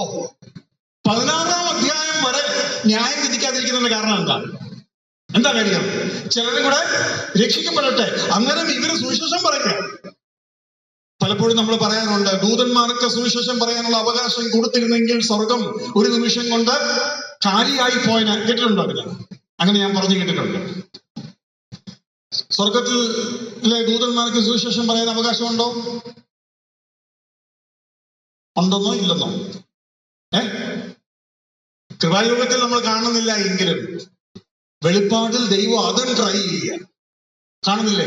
ഒരു നിത്യ സുവിശേഷം അവന്റെ കയ്യിൽ ഉണ്ടായിരുന്നു. ഇനി നമ്മൾ മനസ്സിലാക്കേണ്ടത്, ഈ 1,44,000 പേരുടെ ശുശ്രൂഷ മുഴുവനും അവർ തികച്ചു. അവർ തികച്ചു കഴിഞ്ഞിട്ടാണ് 11-ാം അധ്യായത്തിലെ 2 ഒലിവ് തൈകൾ വരുന്നത്. അവരെങ്ങനെ സുവിശേഷം പറയുന്നത് കേട്ടിട്ടുണ്ടോ നിങ്ങൾ? നോക്കാം, അവര് സുവിശേഷം പറയുന്ന വിധം നമുക്ക് നോക്കാം. വെളിപ്പാട് 11-ാം അധ്യായം.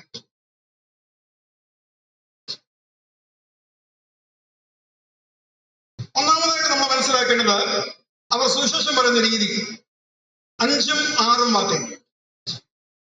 ആരെങ്കിലും അവർക്ക് ദോഷം ചെയ്യുവാൻ ഇച്ഛിച്ചാൽ അവരുടെ വായിൽ നിന്ന് തീ പുറപ്പെട്ട്. ഇത് മണവാട്ടി പറയുന്ന പോലെ ഒന്നും അല്ല കേട്ടോ. ഈ സെയിൽസ്മാൻ വന്ന് ചിരിച്ചു കാണിക്കുന്ന പോലെ ഒന്നല്ല. ഇത് രാജ്യത്തിന്റെ സുവിശേഷമാണ്. സ്വഭാവമാറ്റമുണ്ട് അല്ലേ? ആരെങ്കിലും അവരെ ഉപദ്രവിച്ചു അവരുടെ വായിൽ നിന്നും തീ പുറപ്പെട്ടെ. കർത്താവ് നമ്മൾ പറഞ്ഞത് ഉപ്പിനാൽ രുചി വരുത്തി. ആരെയും ഉപദ്രവിക്കാതെ സുവിശേഷം പറയണമെന്നാ പറഞ്ഞത്. ഇവിടെ അവരിൽ നിന്നും തീ വന്ന വായിൽ നിന്ന് തീ പുറപ്പെട്ട് അവരുടെ ശത്രുക്കളെ ദഹിപ്പിച്ചു കളയും. അവർക്ക് ദോഷം വരുത്തുവാൻ ഇച്ഛിക്കുന്നവൻ ഇങ്ങനെ മരിക്കേണ്ടി വരും.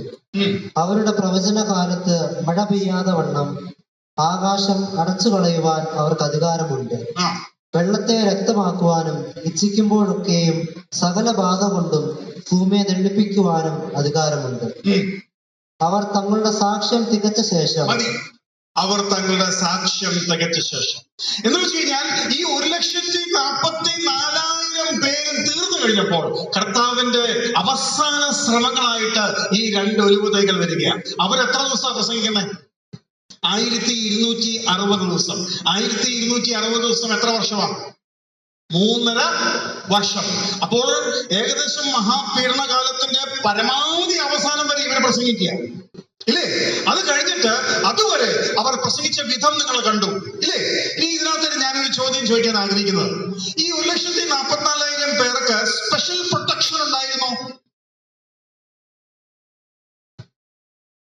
സ്പെഷ്യൽ പ്രൊട്ടക്ഷൻ ഉണ്ടായിരുന്നോ? നമ്മൾ കാണുന്നുണ്ട്, മുദ്രയിടുമ്പോൾ എന്ത് അവർക്ക് ഒരു കേടും വരുത്തരുത് എന്ന് നമ്മൾ വായിക്കുന്നുണ്ട്. അത് കൂടാതെ ഞാൻ ഒന്നുകൂടെ കാണിക്കാം. 9-ാം അധ്യായം എടുത്തേ. 9-ാം അധ്യായം എടുത്തേ. 9-ാം അധ്യായം അതിന്റെ 4-ാം വാക്യം വായിച്ചു.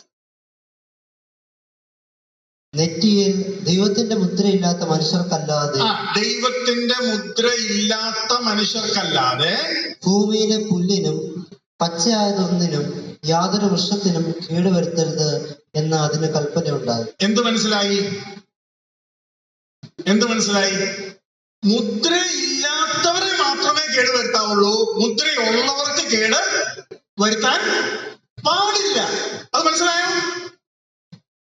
അപ്പോൾ മുദ്രയേറ്റവർക്ക് ഒരു കേടും വരികയില്ല എന്ന് 9-ാം അധ്യായം പറയുന്നുണ്ട്. അപ്പൊ ഞാൻ ചോദിച്ചോട്ടെ, ഇവർ രക്തസാക്ഷി മരണം മരിക്കുമോ ഇല്ലയോ? ഇവർ മരിക്കുമോ ഇല്ലയോ? ഇവരെ കൊല്ലാൻ പറ്റുമോ ഇല്ലയോ? 9-ാം അധ്യായത്തിൽ നമ്മൾ വായിച്ചു. അത് വേണം ഒന്നുകൂടെ വായിക്കാം. 4-ാം വാക്യം ഒന്നുകൂടെ വായിച്ചു. എല്ലാവരും ശ്രദ്ധിച്ചേ. ആ 4-ാം വാക്യം എല്ലാവരും ശ്രദ്ധിച്ചേ. നെറ്റിയിൽ ദൈവത്തിന്റെ മുദ്രയില്ലാത്ത മനുഷ്യർക്കല്ലാതെ, നെറ്റിയിൽ ദൈവത്തിന്റെ മുദ്രയില്ലാത്ത മനുഷ്യർക്കല്ലാതെ ഭൂമിയിലെ പുല്ലിനും പച്ചയായതൊന്നിനും യാതൊരു വൃക്ഷത്തിനും കേടുവരുത്തരുത് എന്ന് അതിന് കൽപ്പനയുണ്ടായി. അപ്പോൾ മനുഷ്യരെ മാത്രമേ കേട് വരുത്താവുള്ളൂ, അത് മുദ്രയില്ലാത്തവരെ മാത്രം. അത് മനസ്സിലായല്ലോ അത്രേ. അപ്പോൾ ഇവർക്ക് സ്പെഷ്യൽ പ്രൊട്ടക്ഷൻ ആണെന്ന് ക്ലിയർ ആയി. ഇവരെ കൊല്ലാൻ പറ്റുമോ ഇല്ലയോ?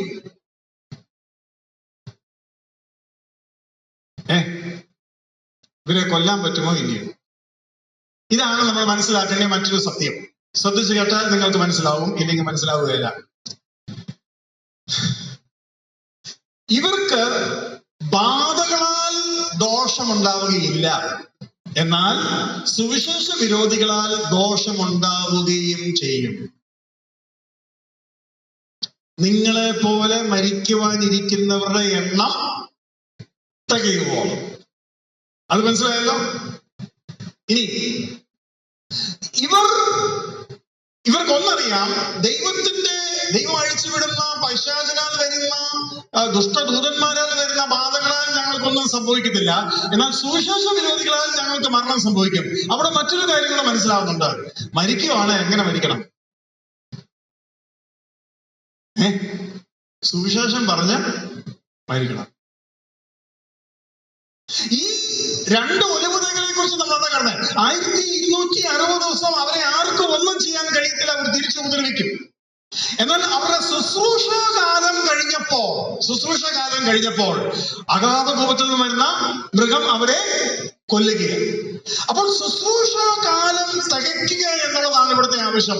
അത് കഴിഞ്ഞ് അവർ ജീവിച്ചിരിക്കേണ്ട ആവശ്യമില്ല. പക്ഷേ ഭക്തന്മാരുടെ മരണം വലിയേറെന്ന് പറഞ്ഞ പോലെ കർത്താവ് അവരെ മരിക്കാൻ അനുവദിക്കുക. ഇത് ഭയങ്കര ഒരു പോയിന്റ് ആണ്. കർത്താവ് അവരെ മരിക്കുവാൻ അനുവദിച്ചിട്ട് എത്ര ദിവസം അവര് വഴി കിടന്നു? ഈ 2 സാക്ഷികൾ വഴിയിൽ എത്ര ദിവസം കിടന്നു? 3.5 ദിവസം കിടന്നു. ശ്രദ്ധിക്കണം. എന്തിനാ ദൈവം അങ്ങനെ ചെയ്ത്? എന്തിനാ ദൈവം ചെയ്ത്? 3.5 ദിവസം കഴിഞ്ഞിട്ട് എന്ത് സംഭവിച്ചു? അവർ കാലൂന്നി എഴുന്നേറ്റു. ഒരു ശബ്ദം അശരീരി സ്വർഗത്തിൽ നിന്നുണ്ടായി.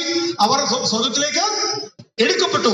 ഇത് കണ്ട മനുഷ്യർ അനേകര് ദൈവത്തെ തിരിച്ചറിയാൻ ഇടയായി തീർന്നു. അപ്പൊ അവരുടെ മരണം കൊണ്ട് ദൈവം എന്തോ ചെയ്തേ?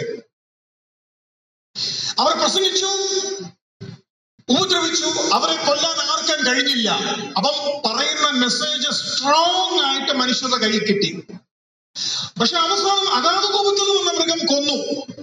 അവർ വഴിയിൽ കിടക്കുകയാണ്. ലോകം മുഴുവനും കണ്ടു, ഇല്ലേ? അങ്ങനെ വായിക്കുന്നു. ലോകം മുഴുവനും കണ്ടു. ദൈവം അത് കാണിക്കുക. അപ്പോൾ ഇവരുടെ ചർച്ചാ വിഷയം എന്തായിരിക്കും? ഇവരെന്ത് പ്രസംഗിച്ചു? ഇവരിപ്പോൾ എന്ത് അവസ്ഥയിൽ കിടക്കുന്നു? അവരെ അടക്കാൻ സമ്മതിച്ചില്ലെന്നാ പറയുന്നത്. പക്ഷെ 3.5 ദിവസം കഴിഞ്ഞ് അവർ എഴുന്നേറ്റ് നിന്നു. അവർ സ്വർഗത്തിലേക്ക് എടുക്കപ്പെട്ടു. അപ്പോൾ ആ മെസ്സേജ് കൺഫേം ആയി. അയ്യോ, അപ്പൊ ഇവരാരായിരുന്നു മനുഷ്യർക്ക് മനസ്സിലായി. എന്ത് മനസ്സിലായി? ഇവര് ശരിക്കും ദൈവത്തിന്റെ ആൾക്കാര് ആയിരുന്നു. അപ്പൊ ദൈവം എന്തോ ചെയ്യുന്നത്? അവിടെ എങ്ങനെയും ഇവരെ രക്ഷിക്കാൻ ശ്രമിക്കുക. അത് നിങ്ങൾക്ക് മനസ്സിലാവുന്നുണ്ടോ? 1260 ദിവസം ശക്തമായ സുവിശേഷം, 3.5 ദിവസം ശക്തമായ സുവിശേഷത്തിന്റെ റിവ്യൂ നടക്കുക. 3 ദിവസം കഴിഞ്ഞ് ഉയർത്തെഴുന്നേറ്റപ്പോൾ ശക്തമായ സുവിശേഷത്തിന്റെ റിവ്യൂയുടെ കൺഫർമേഷൻ അതിന്റെ കൺക്ലൂഷനിലേക്ക് വരികയാണ്. തൊട്ടടുത്ത് പിന്നെ നമ്മൾ വായിക്കുന്നത് അനേകർ ദൈവത്തെ മഹത്വപ്പെടുത്തിയെന്നാണ്. നോക്കിക്കേ, പാപികളുടെ ഇടയിൽ ദൈവത്തിന് മഹത്വം ലഭിക്കുന്ന ഒരു സ്ഥലം നമ്മൾ അവിടെ കാണുകയാണ്. 15-ാം അധ്യായത്തിന്റെ 12-ാം വാക്യം വായിച്ചേ. ഇവിടെ കയറി വരുവീൻ എന്ന് സ്വർഗത്തിൽ നിന്ന് ഒരു മഹാശബ്ദം പറയുന്നത് കേട്ടു.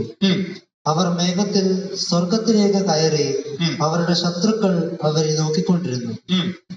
ആ നാഴികയിൽ വലിയൊരു ഭൂകമ്പം ഉണ്ടായി.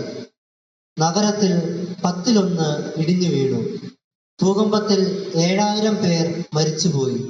ശേഷിച്ചവർ ഭയപരവശരായി സ്വർഗത്തിലെ ദൈവത്തിന് മഹത്വം കൊടുത്തു. ശേഷിച്ചവർ സ്വർഗത്തിലെ ദൈവത്തിന് മഹത്വം കൊടുത്തു. ദൈവം ഭക്തന്മാരുടെ മരണം കൊണ്ട് നേടിയത് കണ്ടോ? മരണം കൊണ്ട് നേടിയത് കണ്ടോ? നമ്മളെ എല്ലാം നേടിയത് തന്റെ പുത്രന്റെ മരണത്താലാ. എന്നാൽ ഭക്തന്റെ മരണത്താലും ദൈവം നേടുന്നത് കണ്ടോ? ഞാൻ പറയുന്നത് നിങ്ങൾക്ക് മനസ്സിലാവുന്നുണ്ടോ? ഇനി ആ ഭൂകമ്പത്തിൽ തന്നെ എത്ര പേരാ മരിച്ചേ? അവിടെ എഴുതിയിരിക്കുന്നത് ഒരു വലിയ ഭൂകമ്പം ഉണ്ടായെന്ന, ഇല്ലേ? ഈ 11-ാം വാക്യം, in the same hour there was a great earthquake. മരിച്ചത് എത്ര പേരാ? ഈ ഗ്രേറ്റ് എർത്ത് എന്ന് വായിച്ചിട്ട് 7000 എന്ന് വായിക്കുമ്പോൾ നിങ്ങൾക്ക് എന്തോ മനസ്സിൽ തോന്നിയേ? 7000 മരിച്ചോളൂ തോന്നിയോ? ഗ്രേറ്റ് എർത്ത് ക്വേക്ക്, വലിയ ഭൂകമ്പം ഉണ്ടായി. എത്ര പേര് മരിച്ചു? 7000. എന്ത് തോന്നിയില്ലേ? അങ്ങനെ തോന്നിയോ? എന്ന് വെച്ചാൽ ദൈവം മരിക്കാൻ സമ്മതിക്കുന്നില്ല ദുഷ്ടന്മാരെ. രക്ഷിക്കപ്പെടാനുള്ള സാധ്യത അവർക്കുണ്ടെങ്കിൽ അവർക്ക് അവസരം കൊടുക്കാൻ അവരെ ജീവിതത്തിനോടെ വെച്ചേക്കുക. കഷ്ടപ്പെടുത്തുകയാ, പക്ഷെ ജീവനോടെ വെച്ചേക്കുക. ഞങ്ങൾ കുഴലൂതി, നിങ്ങൾ നൃത്തം ചെയ്തില്ല. ഞങ്ങൾ വിലാപം പാടി, നിങ്ങൾ മാറത്തടിച്ചില്ല. എന്നാൽ കർത്താവ് മധ്യാകാശത്ത് വന്ന് ഒലിവുമലയിൽ കാലിൽ തൊടുമ്പോൾ ഇസ്രായേൽ മക്കൾ കുത്തുവിലേക്ക് നോക്കി എന്ത് ചെയ്യും? മാറത്ത് അടിക്കും. കുത്തുവിലേക്ക് നോക്കിയിട്ട് അവർ മാറത്ത് അടിക്കും. പ്രിയമുള്ളവരെ, ഇതാണ് നമ്മുടെ ദൈവം. ഇന്ന് നമ്മൾ എന്തോ പഠിച്ചേ? ഇതിനെ നിങ്ങൾ ധ്യാനിക്കണം. ഈ ദൈവത്തെയാണ് നാം സേവിക്കുന്നത്. ഈ ദൈവത്തിന്റെ പ്രതീക്ഷകളെയാണ് നാം കെടുത്തിക്കളയുന്നത്. നാം സുവിശേഷം പറയുവാൻ വായെ തുറക്കണം. 1000 വിധങ്ങളുണ്ട്.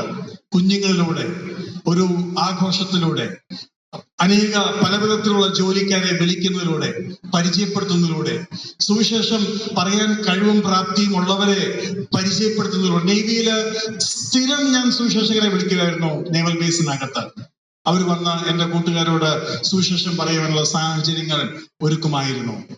കളിയിലൂടെ, കാര്യത്തിലൂടെ എല്ലാം നമുക്ക് സുവിശേഷം പറയാൻ കഴിയും. ഇന്ന് ഈ കുഞ്ഞുങ്ങൾ, അവർക്ക് ഒരു കരിയർ എന്തെങ്കിലും കൗൺസിലിംഗ് വേണമെങ്കിൽ, ഒരു ഇഞ്ചുറി ഉണ്ടായാൽ, ഉദാഹരണത്തിന് ഒരിക്കല് ഒരുത്തൻ ഭയങ്കര അണച്ചു തുപ്പി വീട്ടിൽ ഓടി വരിക, സാറേ രക്ഷിക്കണേ എന്ന് പറഞ്ഞു. ഞാൻ പറഞ്ഞു, എന്നാ പറ്റി? നമ്മുടെ ആയുഷിന്റെ കൈ ഡിസ്ലൊക്കേറ്റ് ആയി. ഞാന് ഒന്നും ചെയ്തിട്ടൊന്നുമില്ല, പക്ഷെ അവിടെ ചെന്ന് എന്തെങ്കിലും ചെയ്യണമല്ലോ. എനിക്കറിയാവുന്ന പോലെ പിടിച്ച് ആ കൈ അങ്ങ് തിരിച്ചിട്ടു. അപ്പം ഇനിയിപ്പോ ആർക്ക് ഡിസ്ലൊക്കേഷൻ ഉണ്ടല്ലോ എങ്ങോട്ട് വരും? ഞാൻ പറയാൻ ആഗ്രഹിക്കുന്ന കാര്യം, പല വിധത്തിൽ നമുക്ക് നമ്മളെ തന്നെ വിട്ടുകൊടുക്കാം, സാഹചര്യങ്ങളെ തുറക്കാം. ദൈവനാമം മഹത്വപ്പെടുമാറാകട്ടെ. വരും ദിവസങ്ങളിൽ സുവിശേഷകർക്ക് നിങ്ങൾ സ്വസ്ഥത കൊടുക്കുകയില്ല എന്ന് ഞാൻ പ്രതീക്ഷിക്കുന്നു. വരും ദിവസങ്ങളിൽ എക്സ്ട്രാ പായസം നിങ്ങൾ ഉണ്ടാക്കും എന്ന് ഞാൻ പ്രതീക്ഷിക്കുന്നു. വരും ദിവസങ്ങളിൽ നിങ്ങൾ അനേകരോട് ഗുഡ് മോർണിംഗ് പറയും എന്ന് ഞാൻ പ്രതീക്ഷിക്കുന്നു. വരും ദിവസങ്ങളിൽ നിങ്ങളുടെ ഗൗരവം ഇല്ലാതെയാകും എന്ന് ഞാൻ പ്രതീക്ഷിക്കുന്നു. ദാവീദ് എന്നാ പറഞ്ഞേ? ഞാൻ എന്റെ തന്നെ കണ്ണിന് ഇനിയും ഹീനനാകും. ഇല്ലേ? എന്തിനാ? ദൈവത്തിന്റെ സന്നിധിയിൽ നിസ്സാരനാകേണ്ടത് വളരെ ആവശ്യമാണ്. നമ്മളൊക്കെ വലിയ ആൾക്കാരായതായി കുഴപ്പം. നിസ്സാരന്മാരാകേണ്ടത് ആവശ്യമാണ്. കർത്താവ് നമ്മളെ സഹായിക്കട്ടെ. ദൈവനാമം മഹത്വപ്പെടുമാറാകട്ടെ.